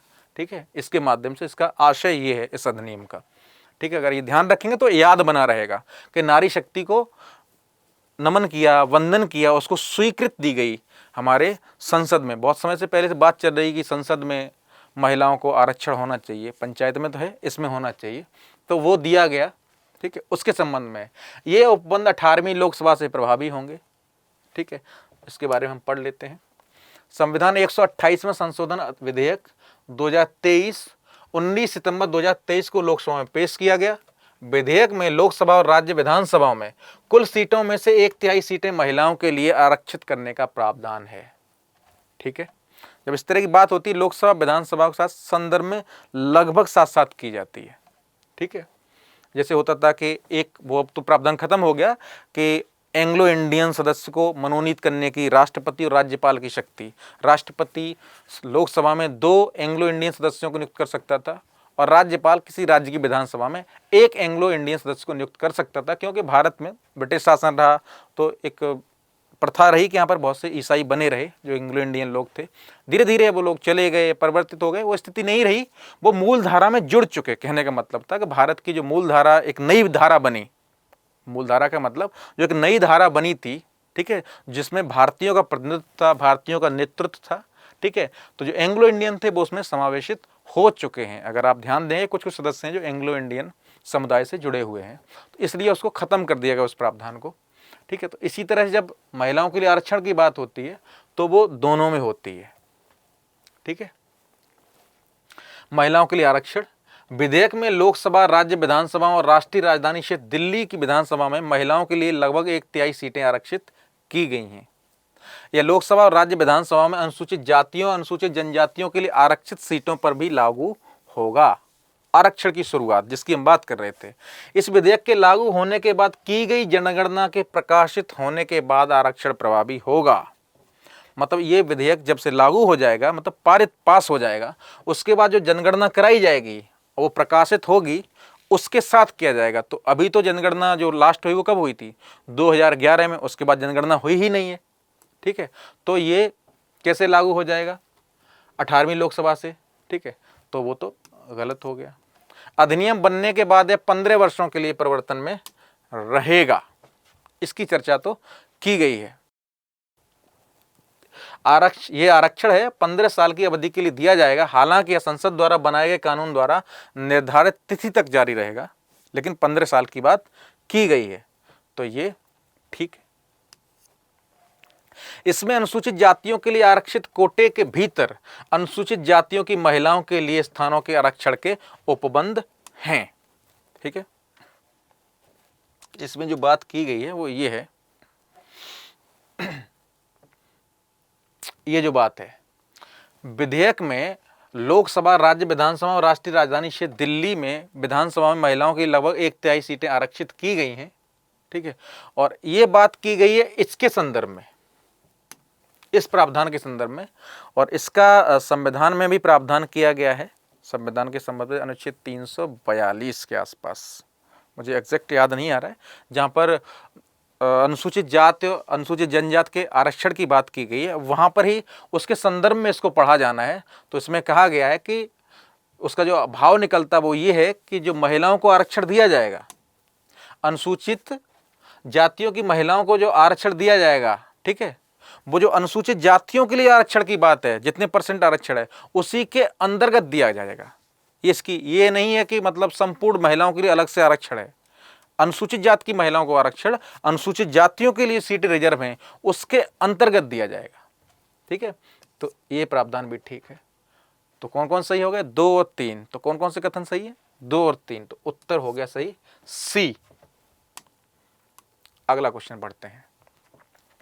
प्रतिषेध रिट उच्चतम न्यायालय या उच्च न्यायालयों द्वारा किसे और किस प्रयोजन से जारी किया गया एक आदेश है।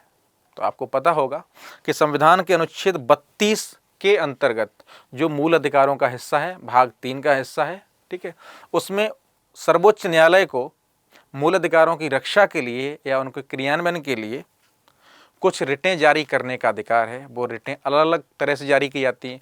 कभी कभी सार्वजनिक पदाधिकारी को जारी की जाती है, कभी कभी किसी व्यक्ति विशेष को भी जारी की जा सकती है, संगठन को जारी की जा सकती है, जो बहुत कम होता है। लेकिन सामान्यतः राज्य के जारी की जाती है ना, तो लेकिन व्यक्ति को भी जारी की जा सकती है। तो इसमें है किसी पदाधिकारी को जारी की जा रही है। कुछ रिटें होती हैं जो न्यायिक पदाधिकारी को जारी की जाती हैं, ठीक है, जुडिशरी बॉडी को।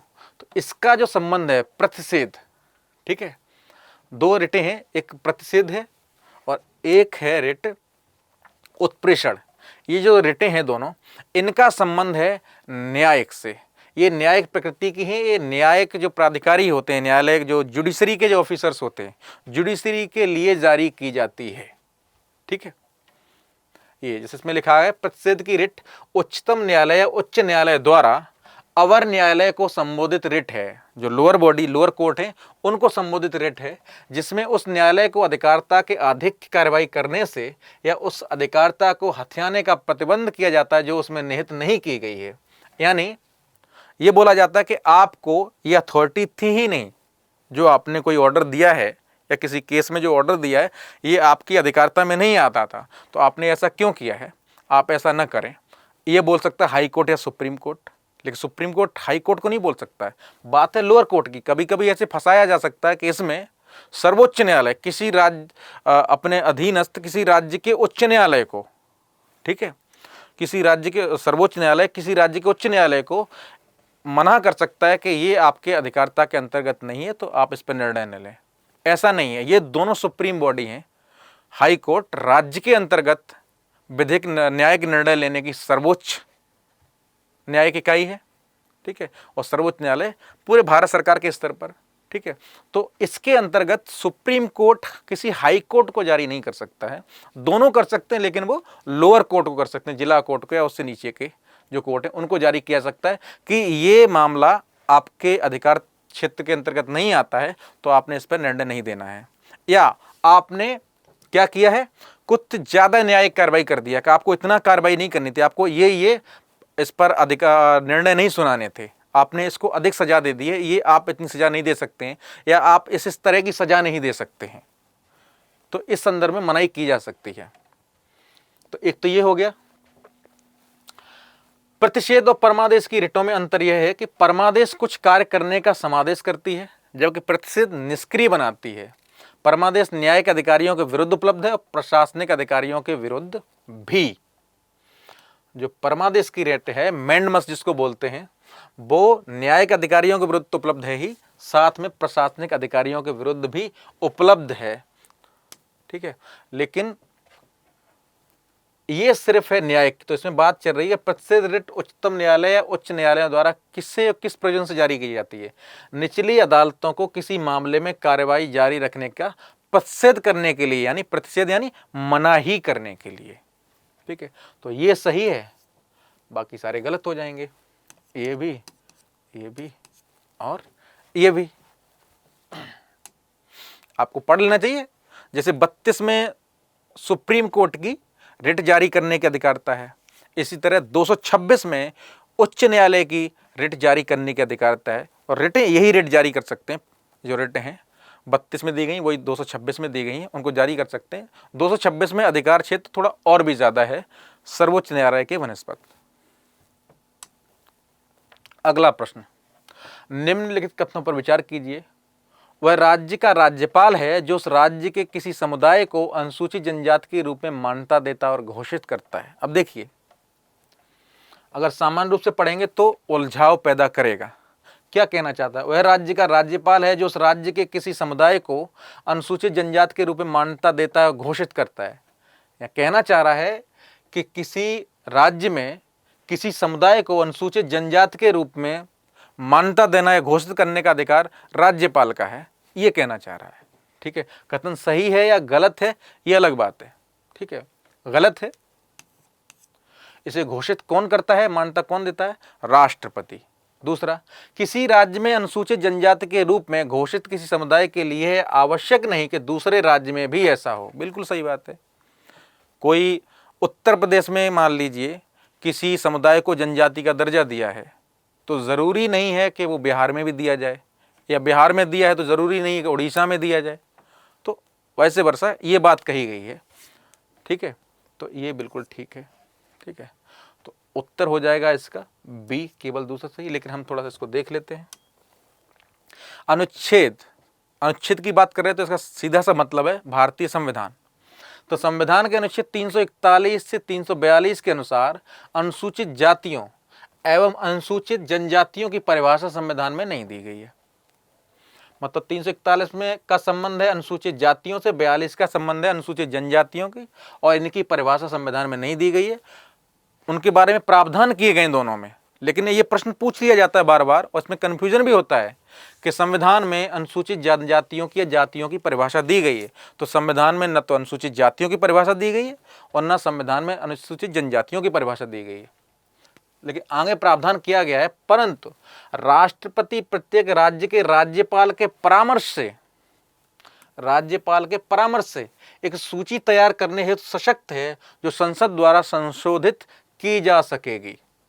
ठीक है, मतलब कहने का मतलब इसमें जिस सूची की बात की जा रही वो ये है कि राष्ट्रपति राज्यपाल के परामर्श से बता सकेगा कि इस समुदाय को, राज्यपाल सिफारिश करेगा कि ये समुदाय, इसको एसटी के या एससी के रूप में इसको डिनोट किया जाए, इसको नोटिफिकेशन किया जाए, इसको आप डिक्लेयर कीजिए। तो राष्ट्रपति उसको डिक्लेयर करेगा। अब मामला तो पूरा आएगा कि मंत्रिपरिषद की सलाह से, लेकिन उतना डिटेल में न जाते हुए हम सीधी सीधी बात करें तो राष्ट्रपति इसको मतलब सूचित भी करता है और घोषित भी करता है और निर्दिष्ट भी करता है। ठीक है, दूसरी बात, राष्ट्रपति ने भारत के विभिन्न राज्यों में अनुसूचित जातियों एवं अनुसूचित जनजातियों को उल्लेख करने वाले आदेश किए हैं, जिनको संसद के अधिनियमों द्वारा संशोधित किया जा रहा है। अतः किसी राज्य में अनुसूचित जनजाति के रूप में घोषित किसी समुदाय के लिए आवश्यक नहीं कि दूसरे राज्य में भी ऐसा ही हो। जो बात मैंने कही थी, अगर एक राज्य में किसी समुदाय को अनुसूचित जाति या अनुसूचित जनजाति का दर्जा दिया गया है तो ज़रूरी नहीं कि उसे दूसरे राज्य में भी वो दर्जा दिया जाए। ठीक है, तो इसका उत्तर आपका हो गया बी। अगला प्रश्न देखते हैं। प्रश्न संख्या 85 सीरीज ए, केंद्रीय बजट यानी यूनियन बजट के संदर्भ में निम्नलिखित कथनों पर विचार कीजिए। केंद्रीय बजट की बात चल रही है। ठीक है, पहला कथन, प्रधानमंत्री की ओर से केंद्रीय वित्त मंत्री संसद के दोनों सदनों के समक्ष वार्षिक वित्तीय विवरण रखते हैं। पढ़ा होगा अगर आपने, तो बजट जो पेश किया जाता है वित्त मंत्री द्वारा, वो किसके बिहाफ पे पेश किया जाता है? राष्ट्रपति, ना कि प्रधानमंत्री। जो मंत्रिपरिषद होती है, जिसका सदस्य वित्त मंत्री भी होता है, जिसका प्रमुख प्रधानमंत्री होता है, वो किसके लिए कार्य करती है? राष्ट्रपति के लिए। ठीक है, इसीलिए राष्ट्रपति कार्यपालिका का अंग होता है। ठीक है, क्या होता, संविधान में क्या बोला गया है? ऐसा बोला है कि मंत्रिपरिषद होगी और राष्ट्रपति मिलकर कार्य करेंगे। राष्ट्रपति बोला है कि राष्ट्रपति को सलाह देने के लिए एक मंत्रिपरिषद होगी। तो अगर सैद्धांतिक रूप से देखा जाए तो मंत्रिपरिषद किस लिए होती है? राष्ट्रपति को सलाह देने के लिए। और राष्ट्रपति कौन होता है? राष्ट्र का संवैधानिक प्रधान होता है। तो संविधान का शासन कैसे चले, कैसे व्यवस्था चले, ये काम मंत्रिपरिषद का होता है। वो सब राष्ट्रपति के बिहाफ पर काम करते हैं। ठीक है, तो ये बात ध्यान रखना चाहिए। जो व्यवस्था है, संवैधानिक व्यवस्था है, जो सैद्धांतिक व्यवस्था है, आदर्श, वो इस रूप में है कि राष्ट्रपति के लिए काम करते हैं सारे लोग। कि राज्य में पूरे देश में या राज्य में जो संविधान किस तरह लागू होगा, किस रूप में लागू होगा, ये काम मंत्रिपरिषद करती है राष्ट्रपति के बिहाफ पर। दूसरा, संघ स्तर पर या केंद्रीय स्तर पर भारत के राष्ट्रपति की अनुशंसा के बिना अनुदानों की मांग नहीं की जा सकती है। बिल्कुल, अनुदानों की मांग राष्ट्रपति की सलाह पर ही की जा सकती है, उसकी अनुशंसा पर ही की जा सकती है। तो कौन से सही है? केवल 2 यानी बी। तो उत्तर हो गया बी 85 का। अगला प्रश्न, प्रश्न संख्या 93, लोकसभा के अध्यक्ष के संदर्भ में निम्नलिखित कथनों पर विचार कीजिए। इस समय लोकसभा अध्यक्ष का पद चर्चा में भी है स्पीकर का, कि वर्तमान में जो नई सरकार गठित की है इसमें कौन बनेगा। बात चल रही थी कि टीडीपी चाहती है कि वो अपना बनाएगी, किसी सदस्य को स्पीकर बनाएगी। जेडीयू के बारे में बोला जा रहा था कि जेडीयू चाहती कि वो अपना स्पीकर बनाए, तो बहुत चर्चा में रहा कि, लेकिन ये एनडीए चाहती कि नहीं, वो अपना कोई सदस्य है उसको स्पीकर बनाएंगे। तो बहुत जोड़ तोड़ से इसी बात चर्चा में चल रही है। अभी हालांकि क्लियर नहीं हुआ, जब संसद का सत्र होगा उस समय जो नियुक्त किया जाएगा, अभी तो नियुक्त किया नहीं जाएगा। जब संसद सदस्यों की बैठक होगी, जब संसद आहूत होगी, उस समय किसी व्यक्ति को चुना जाएगा, पहले प्रोटेम स्पीकर, फिर कि स्पीकर चुना जाएगा। ठीक है, तो उसी के संदर्भ में बात की जा रही है। एकदम वर्तमान, एकदम करंट का घटनाक्रम है, लेकिन है क्वेश्चन कन्वेंशनल। जब लोकसभा के अध्यक्ष को हटाने का कोई संकल्प विचाराधीन है, तब यानी लोकसभा के अध्यक्ष को हटाने का कोई प्रस्ताव आया है, तो वो क्या क्या कर सकता है। वह पीठासीन नहीं होगा या नहीं होगी, महिला होगी। ठीक है, जैसे मीरा कुमार थी, सुमित्रा महाजन थी, तो वो होंगी होगा। ठीक है, जो ओम बिरला जी होंगे तो वो होगा। ठीक है, जब वो कोई उसको हटाने का संकल्प विचाराधीन है तो पीठासीन होगा। क्या वो उसकी अध्यक्षता करेगा? नहीं करेगा, क्योंकि उस पर केस चल रहा है, तो वो अध्यक्षता नहीं कर सकता है। यही अपेक्षा की जाती है, यही हमारी न्याय प्रणाली में अपेक्षा की गई है कि जब किसी न्यायाधीश के विरुद्ध सुनवाई चल रही हो किसी मामले की, तो वो उस जो बेंच होगी, जो सुनवाई करेगी उस मामले की, उस बेंच का वो सदस्य नहीं हो सकता है, ना उसका अध्यक्ष हो सकता है।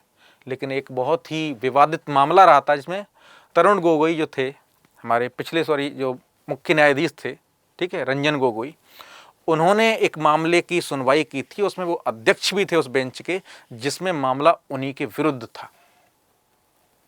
ठीक है, तो वो स्थिति नहीं उत्पन्न होनी चाहिए भारत के संविधान की जो व्यवस्था है उसके अंतर्गत। तो यही बात पीठासीन अधिकारी पर भी है, स्पीकर पर भी है, कि जब उसके खिलाफ प्रस्ताव पारित, जब प्रस्ताव की सुनवाई हो रही होगी, जब प्रस्ताव चल रहा होगा उसको हटाने का संकल्प, ठीक है, तो वो पीठासीन अधिकारी नहीं होगा, उसे बोलने का अधिकार नहीं होगा। ये नहीं हो सकता है। सदस्य तो वो है ना। अभी विवाद में पद कौन सा, आपत्ति किस पे की गई है? उसके अध्यक्ष होने पर, ना कि उसके सदस्य होने पर। तो सदस्य होने के नाते बोल तो सकता ही है। ठीक है, बोलने का अधिकार नहीं होगा, ये तो गलत है। पीठासीन नहीं होगा, ये बिल्कुल ठीक बात है, सॉरी, ठीक है, ये तो सही बात है। तीसरा, वह संकल्प पर प्रथमतः मत देने का हकदार होगा नहीं होगा, हकदार नहीं होगा, ये गलत है। संकल्प, कोई आया है संकल्प, तो सदस्य के रूप में तो अपनी वो राय रखेगा ना, कि वो उसका समर्थन करता है या नहीं करता है। ठीक है, तो ये गलत हो जाएगा। तो पूछा है कौन से सही है, तो सही तो हो गया केवल एक, तो आंसर हो गया ए। इसमें बताया भी गया है, संविधान के अनुच्छेद 96 के तहत लोकसभा की किसी बैठक में जब अध्यक्ष को उसके पद से हटाने का संकल्प विचाराधीन है, तब अध्यक्ष, या जब उपाध्यक्ष को उसके पद से हटाने का संकल्प विचाराधीन है, तो उपाध्यक्ष उपस्थित रहने पर भी पीठासीन नहीं होगा। जब अध्यक्ष को उसके पद से हटाने का कोई संकल्प लोकसभा में विचाराधीन है, तब उसको लोकसभा में बोलने और उसकी कार्यवाहियों में अन्यथा भाग लेने का अधिकार होगा। क्यों? बोलने और भाग लेने का अधिकार तो सदस्य के रूप में उसको प्राप्त हुआ है, संसद का सदस्य है वो।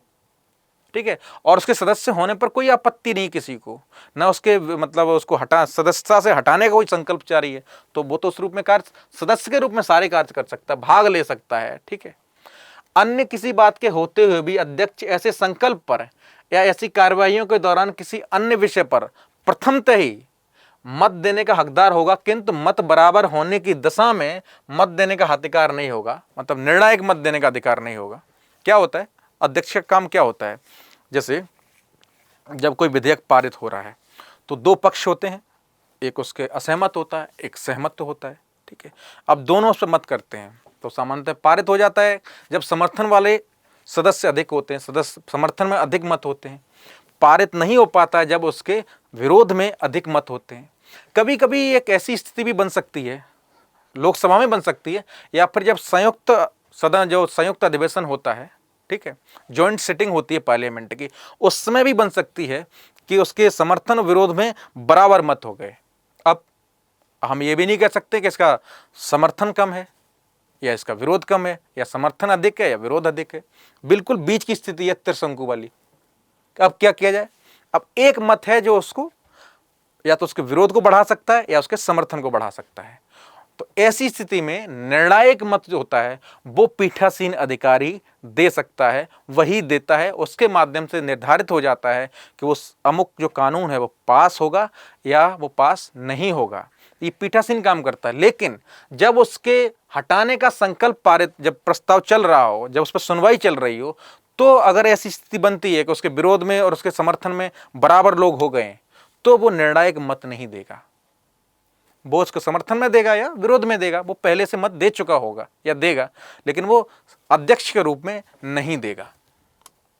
ठीक है, प्रथम ये जो बात थी कि प्रथमतः मत देने का हकदार नहीं होगा, ये गलत है। बोलने का अधिकार होगा सदस्य के रूप में, पीठासीन अधिकारी नहीं होगा, बिल्कुल ठीक है। तो आंसर हो गया ए। अगला प्रश्न, भारतीय संसद के संदर्भ में निम्नलिखित कथनों पर विचार कीजिए। बात पार्लियामेंट की चल रही है। लोकसभा में लंबित कोई विधेयक उसके विघटन हो जाने पर व्यपगत हो जाता है। इससे पहले मैं आपको बता दूं कि ऐसा प्रश्न पहले भी आ चुका है, 1-2 साल पहले यूपीएससी पूछ चुकी है, धन विधेयक पर भी पूछ चुकी थी।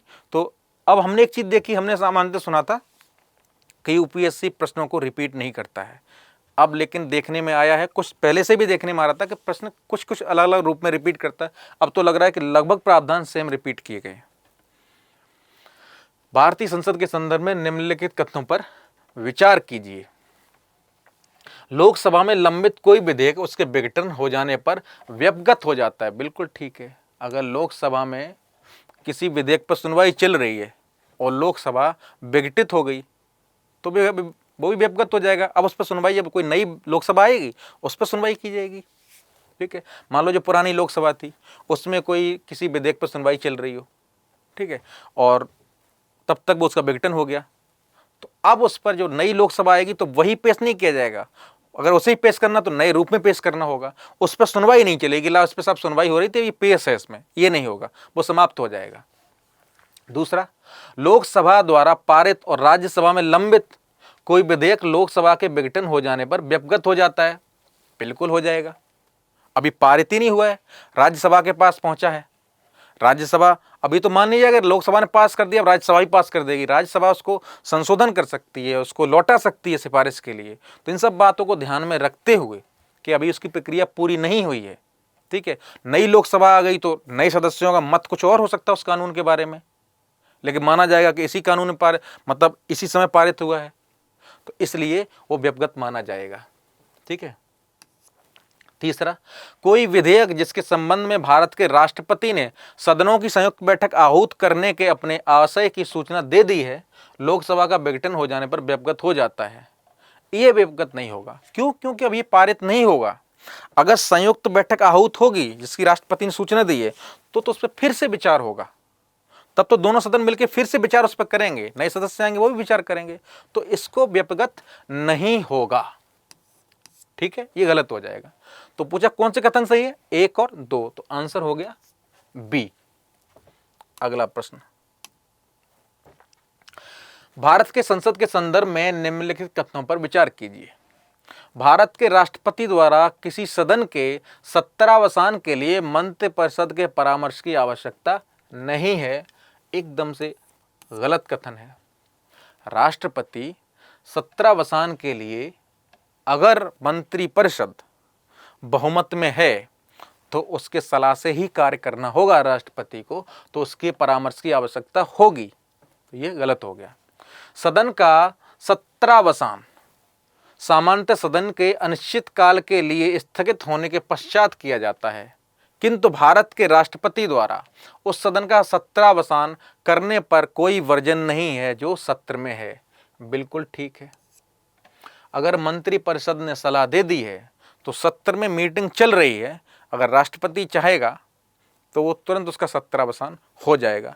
बिल्कुल, इसमें कोई दो राय नहीं है।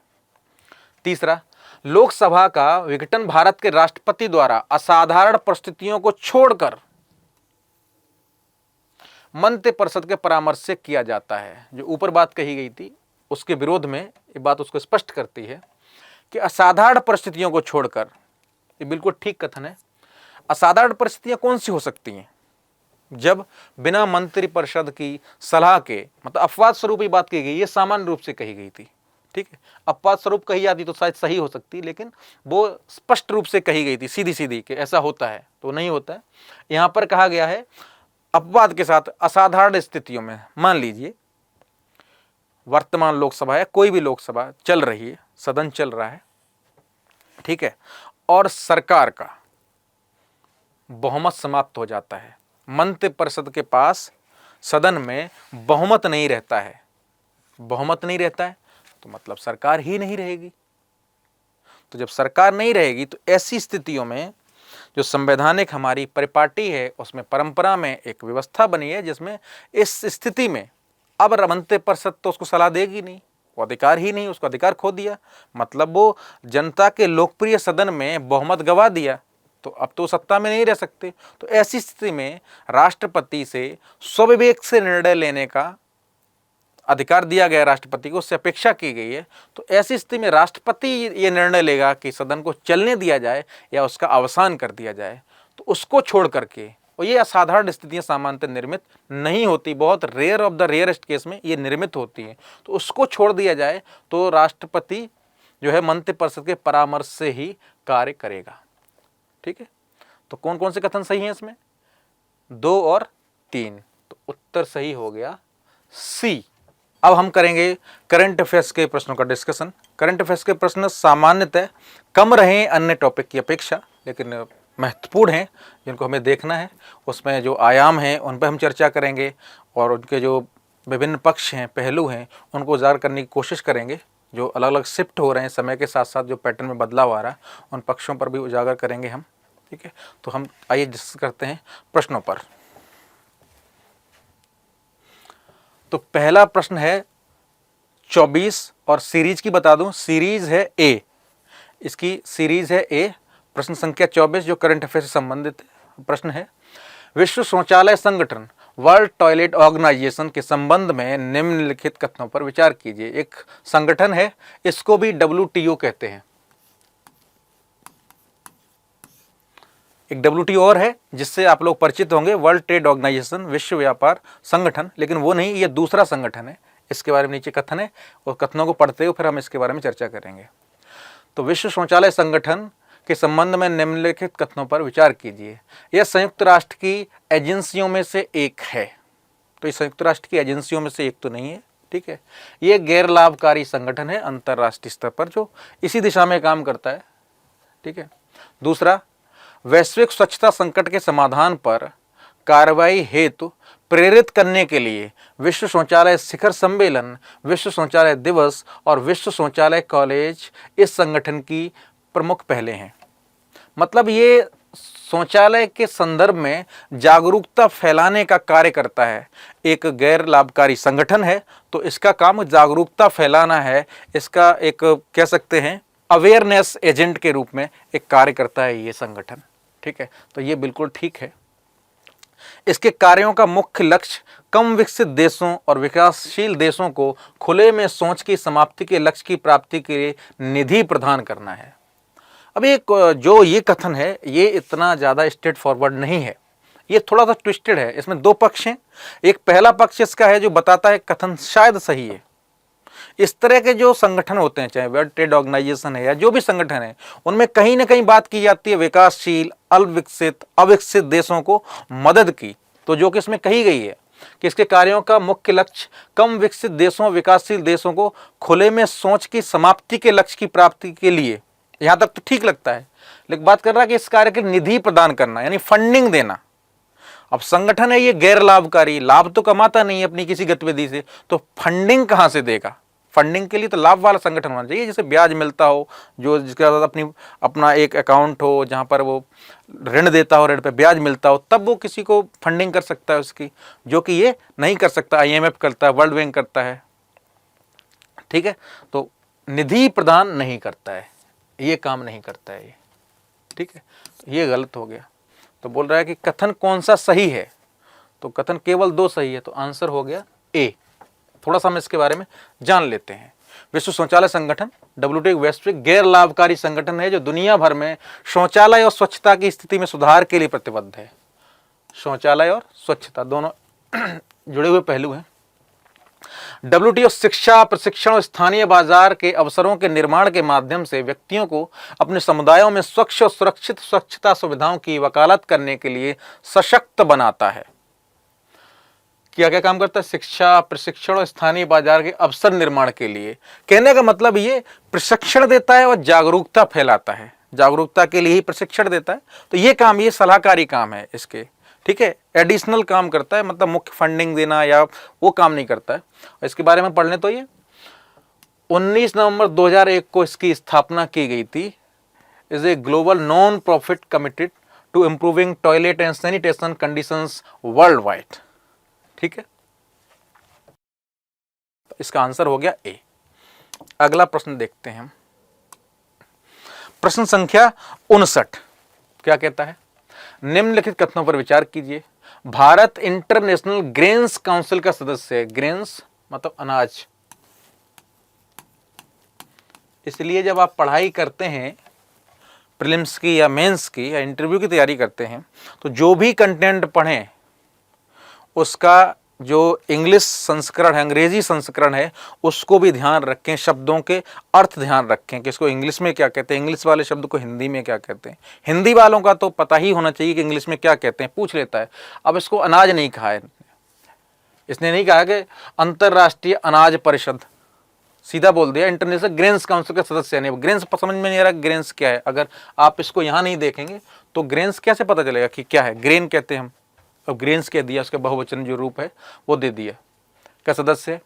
चावल और गेहूं के निर्यात या आयात के लिए किसी देश को इंटरनेशनल ग्रेन्स काउंसिल का सदस्य होना आवश्यक है। तो भारत इसका सदस्य तो है, ठीक है, लेकिन इसके आयात निर्यात के लिए इसका सदस्य होना आवश्यक नहीं है। तो आंसर इसका क्या है? कौन सा सही है? केवल एक। अब थोड़ा सा हम इस काउंसिल के बारे में जान लेते हैं। भारत अंतर्राष्ट्रीय अनाज परिषद का सदस्य है। हमने यहाँ पे इसका हिंदी शब्द रूप है वो लिखवा दिया है, ठीक है, ठीक है। चावल और गेहूं का आयात और निर्यात करने के लिए आवश्यक नहीं है कि कोई देश अंतर्राष्ट्रीय अनाज परिषद का सदस्य हो। बिल्कुल ठीक है। मतलब अनाज के आयात निर्यात को बढ़ावा देने के लिए, सुविधाजनक बनाने के लिए इसका गठन किया गया है, ना कि उस पर टैरिफ लगाने के लिए। ये उस तरह का संगठन नहीं है। इसकी स्थापना वर्ष 1949 में अंतर्राष्ट्रीय गेहूं परिषद के रूप में की गई थी। किस रूप में? ये ध्यान रख लीजिए, इससे संबंधित हो सकता PCS में पूछ ले कि पहले इसका नाम अंतर्राष्ट्रीय गेहूं परिषद था, ठीक है। यानी कहने का मतलब इससे पहले ये गेहूं के आयात निर्यात से ही जुड़ा हुआ संगठन था, लेकिन बाद में इसमें चावल और अन्य जो खाद्यान्न अनाज हैं उनको शामिल कर दिया गया। तो उसके बाद इसका नाम रख दिया गया अनाज परिषद। पहले था अंतर्राष्ट्रीय गेहूं परिषद, इसके रूप में की गई थी। इसका वर्तमान नाम वर्ष 1995 में अपनाया गया था, ठीक है। अंतर्राष्ट्रीय अनाज परिषद एक अंतर सरकारी संगठन है, यानी इसमें दुनिया की अलग अलग सरकारें इसके सदस्य के रूप में शामिल हैं। अंतर सरकारी का मतलब ही होता है संगठन है जो निम्नलिखित कार्य करता है। क्या क्या कार्य करता है? अनाज व्यापार में आगे अंतर्राष्ट्रीय सहयोग, अनाज क्षेत्र में विस्तार, खुलेपन और निष्पक्षता को बढ़ावा देना, और अनाज बाजार की स्थिरता और विश्व खाद्य सुरक्षा को बढ़ाने में योगदान देना। जो मैंने बोला था कि अनाज के व्यापार और उसकी सुगमता को बनाने के लिए कार्य करना इसका मुख्य कार्य है। इस तरह आप समझ लीजिए, ठीक है। अगला प्रश्न, प्रश्न संख्या 67 और सीरीज ए। निम्नलिखित देशों पर विचार कीजिए। इटली, जापान, नाइजीरिया, दक्षिण कोरिया, दक्षिण अफ्रीका। ये 5 देशों के नाम दिए गए, पूछना है इसमें उपरोक्त में से किन देशों का उल्लेख प्रायः मीडिया में, अब ये प्रश्न चल रहा है, जो मुख्य बात है वो अब पूछी जाएगी, इन देशों को प्रायः मीडिया में निम्न जन्म दर अथवा वृद्धोन्मुख जनसंख्या अथवा ह्रासमान जनसंख्या के लिए जाना जाता है। मतलब इसमें क्या कहना चाह रहा है कि ये वो देश हैं जिसमें क्या किया गया कि जनसंख्या वृद्धि को रोकने के उपायों पर बहुत काम किया गया कि जनसंख्या वृद्धि न हो, जनसंख्या वृद्धि न हो, और एक ऐसी स्थिति आई, एक ये स्तर आया कि वहां पर जनसंख्या वृद्धि रुक गई या बिल्कुल थम गई, स्थिर हो गई। अब वहां पर नई जो जनसंख्या है वो बहुत कम आ रही है, मतलब जन्म दर बहुत कम हो गई, बच्चे बहुत कम पैदा हो रहे हैं, लेकिन साथ में स्वास्थ्य सुविधाएं बहुत बेहतर हैं। ठीक है, स्वास्थ्य सुविधाएं बहुत बेहतर हैं, देखभाल जो होती है, केयर टेकिंग फैसिलिटीज वो बहुत ज्यादा अच्छी हैं। इस वजह से लोग मर नहीं रहे हैं, मतलब मृत्यु दर कम है। लोग वृद्ध हो रहे हैं लेकिन वृद्ध हैं, उनकी देखरेख बहुत अच्छी है, स्वास्थ्य सुविधाएं बहुत अच्छी हैं, तो इसलिए जो मृत्यु दर है वो बहुत कम है। और ऐसे क्या होता है, ह्रासमान जनसंख्या हो जाती है। ह्रासमान जनसंख्या बढ़ नहीं रही है, मतलब इनपुट नहीं हो रहा है, मतलब आ नहीं रही है और जा भी नहीं रही है, ठहर गई है। मतलब वृद्ध तो होते जा रहे हैं, लोग बूढ़े होते जा रहे हैं, लेकिन जवान लोग कम हो रहे हैं, लोग उम्र बढ़ती जा रही है तो बच्चे कम होंगे, पैदा कम करेंगे तो बच्चों की संख्या कम होगी, युवा वृद्ध अधिक होते जाएंगे तो वृद्ध बढ़ते चले जाएंगे। ठीक है, तो ऐसी स्थिति आ गई तो किस किस देश में होगी? इटली, जापान तो हमने सुना है कि वृद्धों की संख्या बहुत ज्यादा, जापान तो आप एक अनुमान लगा सकते हैं इसमें। ठीक है, जापान का अनुमान आप इसमें लगा सकते हैं। और जब आपको पता कि जापान तो है ही, अब मैं बात करना चाह रहा हूं एलिमिनेशन मेथड की। इस बार की परीक्षा में अगर आप देखेंगे एलिमिनेशन मेथड का यूज करके आप कई प्रश्नों को सही कर सकते हैं या आप ठीक ठाक सही करने की स्थिति में आ सकते हैं। ठीक है, एक बात और, उससे पहले मैं बात करना चाहूंगा कि जनसंख्या कम हो, कम बढ़े, इस दिशा में तो गरीब देश भी काम कर सकता है, अमीर देश भी कर सकता है, लेकिन स्वास्थ्य सुविधाएं बहुत बेहतर हो जाएं और केयर टेकिंग केयर जो फैसिलिटी है वो बहुत अच्छी समृद्ध हो जाए, ये लक्षण एक विकसित देश का ही हो सकता है जिसके पास संसाधन पर्याप्त मात्रा में उपलब्ध हैं, जनसंख्या का दबाव उतना ज्यादा नहीं है। ठीक है, तो ये स्थिति इस देश के लिए हो सकती है। तो जापान तो हो गया अगर हम एलिमिनेशन मेथड का यूज करें। नाइजीरिया इस स्थिति में आ सकता है क्या? आप अनुमान लगाइए, नाइजीरिया किस तरह का अफ्रीकी देश है, ठीक है, सहारा वाले रीजन से जुड़ा हुआ देश है, एक गरीब देश है। गरीब देश में ये चीज कैसे हो सकती है? नहीं हो सकती। तो हम अनुमान के आधार पर भी अगर चाहें तो इसको एलिमिनेट कर सकते हैं। अब हम तीन किन किन में दिया उनको हटा सकते हैं। एक तो 3 इनमें दिया है, इसको एलिमिनेट कर सकते हैं, इसमें भी दिया है, इसको भी एलिमिनेट कर सकते हैं हम। अब बचे 1, 2 और 4, 2 और 4। अब जापान तो है दोनों में, तो हमने 2 विकल्प एलिमिनेट कर दिए। अब हमारा ध्यान इस पर आ गया, तो 2 और 4 तो दोनों में है। अब हमें सिर्फ एक का पता होना चाहिए, एक का। तो इस तरह काम करता है एलिमिनेशन मेथड। कहने का मतलब हमारा पूरा ध्यान इस प्रश्न में इस पर हो जाएगा, इटली है या नहीं है। तो इटली इसके अंतर्गत आता है, इटली इसके अंतर्गत आता है। अगर हम इसके बारे में पढ़ें तो इटली की लगभग 1/4 आबादी 65 वर्ष से अधिक आयु की है। हम जानते हैं, अगर आप जानते होंगे कि हमारे यहाँ पर जो वृद्धावस्था पेंशन योजना चलती है वो इसी दायरे में आती है। तो 65 वर्ष के व्यक्ति को भारत में वृद्ध माना जाता है। वो रिटायरमेंट की एज का व्यक्ति है, रिटायर्ड व्यक्ति है, तो वृद्ध व्यक्ति है। ठीक है, जो इसे दुनिया के सबसे अधिक उम्रदार समाजों में 4थे स्थान पर रखता है। तो इटली इसके अंतर्गत आता है जिसकी हम बात करें तो इटली तो हो गया, जापान तो है ही, नाइजीरिया नहीं होगा।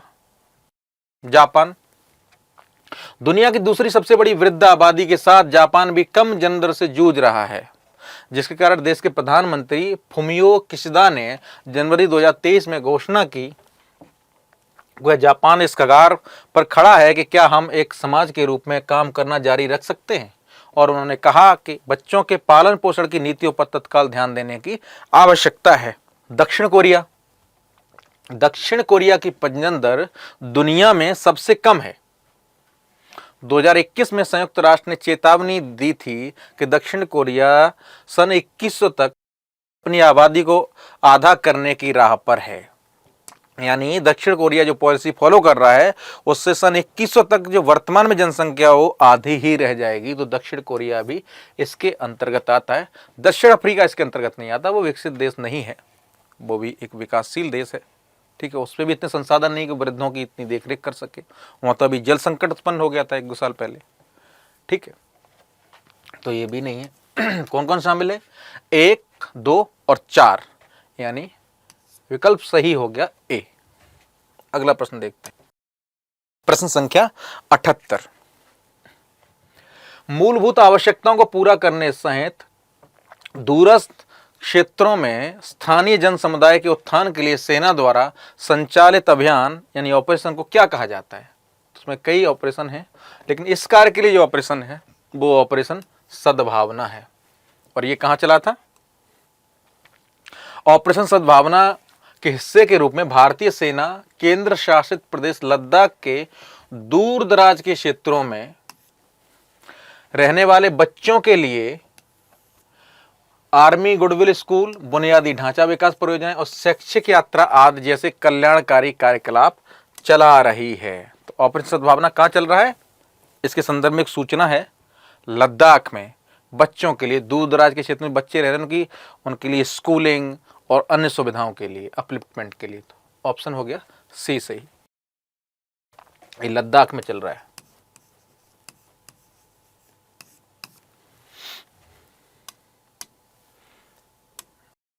अगला प्रश्न, प्रश्न संख्या 82। अभ्यास मित्र शक्ति 2023 के संबंध में निम्नलिखित में से कौन से कथन सही हैं? नीचे 4 कथन दिए गए और पूछे कौन से कथन सही हैं। यह भारत और बांग्लादेश के मध्य संयुक्त सैन्य अभ्यास है। तो बांग्लादेश तो नहीं, यहां है श्रीलंका। तो भारत श्रीलंका का संयुक्त सैन्य अभ्यास है।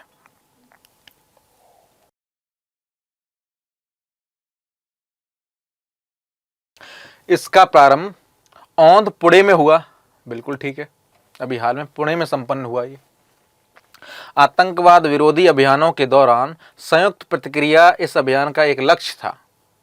तो एक कार्रवाई है इसकी, इसमें इसकी जो प्रैक्टिस होती हैं, प्रैक्टिसों में जो जॉइंट जो कार्रवाई की जाती है, जॉइंट एक्शन होता है, वो एंटी टेररिज्म एक ऑपरेशन होता है, वो शामिल होता है। आजकल जितने सैन्याभ्यास होते हैं, नौ सैन्याभ्यास होते हैं या थल सैन्याभ्यास होते हैं, उनमें एक ये तो रहता ही रहता है।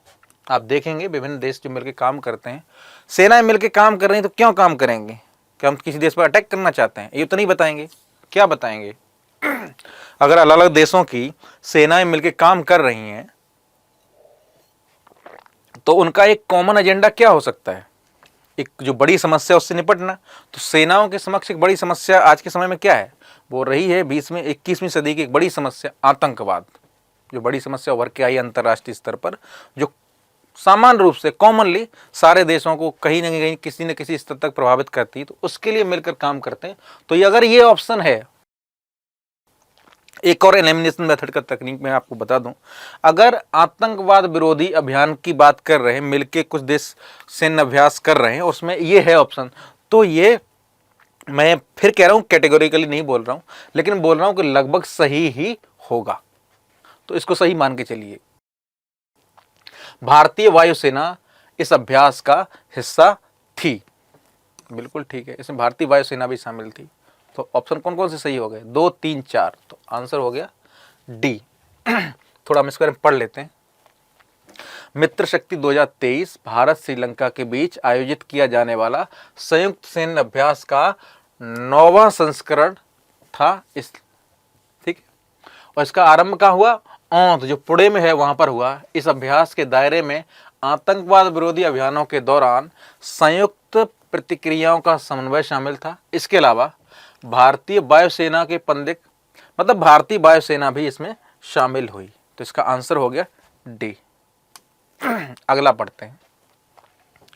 निम्नलिखित में से कौन द इंडिया वे और वाई भारत मैटर्स पुस्तकों के लेखक हैं? अगर आपने थोड़ा भी ध्यान दिया होगा, अगर आप किताब पढ़ते रहते हैं या आप करंट से थोड़े ही परिचित हैं, तो आपको पता होगा ये किताबें किसकी, हमारे आदरणीय वित्त मंत्री माननीय सुब्रमण्यम जयशंकर जी ने दोनों किताबें लिखी थी। पहले लिखी थी द इंडिया वे, और इसके बाद इनकी पिछले साल ये किताब आई वाई भारत मैटर्स। दोनों किताबें हैं इनकी, सीक्वेंस थोड़ा सा मैं हो सकता है मेरे से उलट सकता है, लेकिन दोनों किताबें माननीय एस जयशंकर जी की हैं। रायसीना डायलॉग 2024 में बोलते हुए विदेश मंत्री एस जयशंकर ने अपनी किताब वाई भारत मैटर्स को समझने के महत्व पर प्रकाश डाला। आने वाले दशक और सदी में भारत की बढ़ती भूमिका पर जोर दिया। उन्होंने बताया कि उनकी पुस्तक वैश्वीकरण, प्रौद्योगिकी और डिजिटल प्रगति के साथ साथ सभी के लिए विदेश नीति के महत्व पर चर्चा करती है। उन्होंने अपनी दूसरी पुस्तक द इंडिया वे पर भी चर्चा की, जो भारत के परिवर्तन और दुनिया के प्रति उसके दृष्टिकोण को आकार देने वाली, इसकी गहरी जड़ें वाली सांस्कृतिक विरासत की पड़ताल करती है। तो दोनों किताबें हमारे आदरणीय विदेश मंत्री, जो पहले भी थे और इस बार भी वो हमारे विदेश मंत्री हैं, आदरणीय सुषमा स्वराज जी के बाद वो भारत के विदेश मंत्री बने और बहुत अच्छा प्रतिनिधित्व कर रहे हैं विदेश में भारत का। ठीक है, उनकी दोनों किताबें हाल ही में चर्चा में रही, तो आंसर इसका डी हो गया। अगला प्रश्न, निम्नलिखित युग्मों पर विचार कीजिए।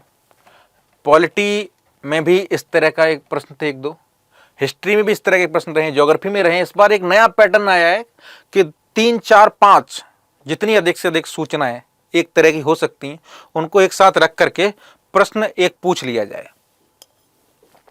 तो इसमें यहां एक प्रश्न पूछा गया है, युग्म है टेबल का, कि देश का नाम है और हाल में वो समाचारों में क्यों रहा है।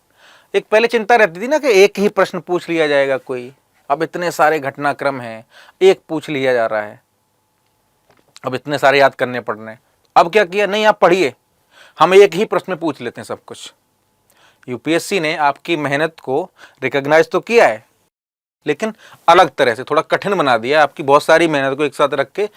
जहां पहले आप हो सकता था इसके लिए 3 क्वेश्चन बन सकते थे अलग अलग ढंग से पूछ करके, पहले पूछ भी लेता था यूपीएससी, ठीक है, लेकिन उनको एक जैसे घटनाक्रम उनको लग रहा है कोई एक देश किसी वजह से चर्चा में रहा तो एक साथ पूछ लिया। तो पहला है अर्जेंटीना, सबसे खराब आर्थिक संकट। दूसरा सूडान, देश की नियमित सेना और अर्धसैनिक बलों के मध्य युद्ध। तुर्की, नाटो की अपनी सदस्यता निरस्त कर दी। आओ इसके बारे में समझ लेते हैं कि अर्जेंटीना क्यों चर्चा में रहा। विश्व में सबसे अधिक मुद्रास्फीति दरों में से एक तथा एक दशक से अधिक समय से आर्थिक स्थिरता और बढ़ती गरीबी के बाद अर्जेंटीना 2024 में एक बार फिर आर्थिक पतन के कगार पर खड़ा है। आर्थिक पतन के कगार पर खड़ा है, तो ये तो ठीक हो गया। दूसरा सूडान, सूडान के बारे में ठीक ही होगा, अधिकांश इसी मामले में चर्चा में रहता है वो।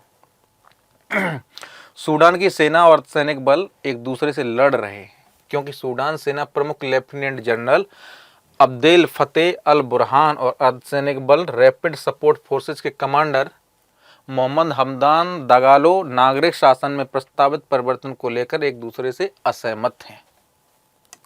ठीक है, ये भी सही है। नाटो की अपनी सदस्यता निरस्त कर दी, ये तो गलत है।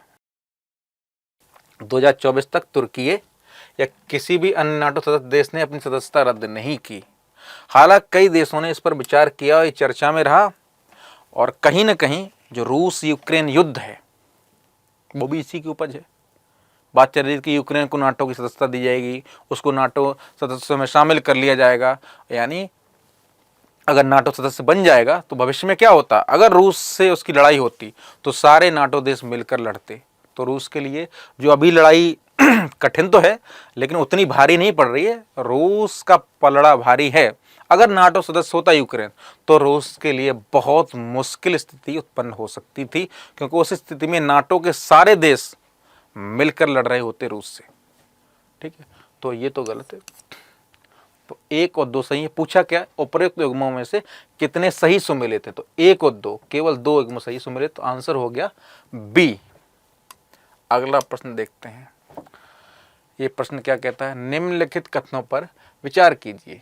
पहला कथन है, हाल ही में वेनेजुएला अपने आर्थिक संकट से तेजी से उबरने में सफल हुआ और अपने लोगों को दूसरे देशों में पलायन प्रवास करने से रोकने में सफल हुआ। अगर आपने न्यूज़ में पढ़ा होगा तो आप समझ रहे होंगे कि वेनेजुएला में एक लंबे समय से आर्थिक संकट रहा है, ठीक है, और उससे वेनेजुएला धीरे धीरे उबर रहा है। तो वहाँ से प्रवसन की एक बड़ी भारी मात्रा में प्रवसन हो रहा था, लोग पलायन कर रहे थे, ठीक है, उस पर कुछ हद तक नियंत्रण लगा है। लेकिन यहाँ बात वही बोली है, लेकिन उसको एक तरफा ढंग से पेश कर दिया गया कि शायद ऐसा हो गया, बहुत तेजी से उबरने में सफल हुआ है। यूपीएससी के प्रश्न की खासियत होती है, हमें लग रहा है कि सरल है, बहुत सरल सी बात है। अगर वेनेजुएला में लंबे समय से आर्थिक संकट है और उस पर अब काबू पा लिया गया और प्रवास लोगों का रुक गया है या पलायन रुक गया है, तो ना तो पलायन और प्रवास रुका है, ठीक है, और न तेजी से उबरने में सफल हुआ है आर्थिक संकट से। हाँ, सफल हुआ, कुछ हद तक काबू पाया है, ये चीज भी कुछ हद तक कम हुई है, लेकिन इस तरह से नहीं जिस तरह से कथन में बोला गया, तो इस तरह से ये कथन गलत हुआ। दूसरा, वेनेजुएला के पास विश्व के सबसे बड़े तेल भंडार हैं, ये तो बिल्कुल ठीक बात है, तो फैक्ट है, अगर आपको याद हो, ठीक है। अब पूछ रहा है कि कथन तो हो गया, एक सही हो गया, दूसरा, लेकिन बात यहाँ उस तरह तो है नहीं कि एक सही है, 2 सही है, दोनों सही है। बात है कथन 1 और 2 दोनों सही हैं और कथन 2 कथन 1 की सही व्याख्या करता है। यानी कह सकते हैं कि ये जो बात है वो इस वजह से है। अगर इसको पढ़ना चाहें तो इसको ऐसे पढ़ सकते हैं, ये जो घटना हुई है वो इस वजह से हुई है। तो वेनेजुएला में आर्थिक संकट, पहली बात तो ये गलती हो गया, तो फिर जाहिर सी बात दोनों का संबंध नहीं रहेगा, ठीक है। अगर सही भी होता, अगर ये कथन सही भी, ऐसी भी स्थिति हो सकती है, ये कथन भी ठीक हो सकता था, लेकिन व्याख्या न कर रहे होते तो फिर आंसर कुछ अलग होता है, दूसरा वाला कि दोनों कथन ठीक हैं लेकिन कथन 2 कथन 1 की सही व्याख्या नहीं है। सी में कहता है कि कथन 1 तो सही है लेकिन दूसरा सही नहीं है। डी कहता है कि दूसरा 1 तो सही नहीं है लेकिन दूसरा सही है। तो कौन सा उत्तर हो गया इसका? डी, जो कहता है कि दूसरा तो सही है, पहला सही नहीं है, तो ये उत्तर हो गया इसका। ये बात होगी लंबे समय से चले आ रहे आर्थिक संकट के पश्चात वेनेजुएला की अर्थव्यवस्था में वर्ष 2023 में 5% की वृद्धि दर्ज की गई। बोला मैंने, एक काबू पाया गया, किंतु यह इसकी स्थिति के अनुरूप तीव्र नहीं है। साथ ही वर्तमान समय में दूसरे देशों में पलायन जारी है। पेट्रोलियम निर्यातक देशों का संगठन ओपेक के अनुसार विश्व के सर्वाधिक तेल वेनेजुएला में है। कितना है? लगभग 303 बिलियन बैरल, ठीक है। तो इस प्रकार ये हमारे प्रश्नों की व्याख्या हुई, जो करंट के प्रश्न थे। मेरी कोशिश थी कि इसके जो आयाम अंतर्निहित पक्ष हैं उनको भी उजागर करूं, और जो ट्रेंड बदल रहा है यूपीएससी का उसको भी आपके सामने खोलने की कोशिश करूं। मेरी कोशिश रही है कि आपको एक अवेयरनेस आए, करंट पढ़ते समय आप और किन किन पक्षों पर ध्यान दें जब अब आगे तैयारी करें। इंग्लिश के शब्दों पर जो है उनको ध्यान में रखें, हिंदी के शब्दों को पढ़ते समय वो ध्यान रखें। पढ़ाई का तरीका बदलें, क्योंकि प्रश्न पूछने का तरीका बदल रहा है। इससे एक अनुमान ये भी लगता है कि प्रारंभिक परीक्षा की तरह मुख्य परीक्षा में भी प्रश्नों के पूछने का तरीका बदल सकता है। बहुत बहुत शुभकामनाएं। Thank you.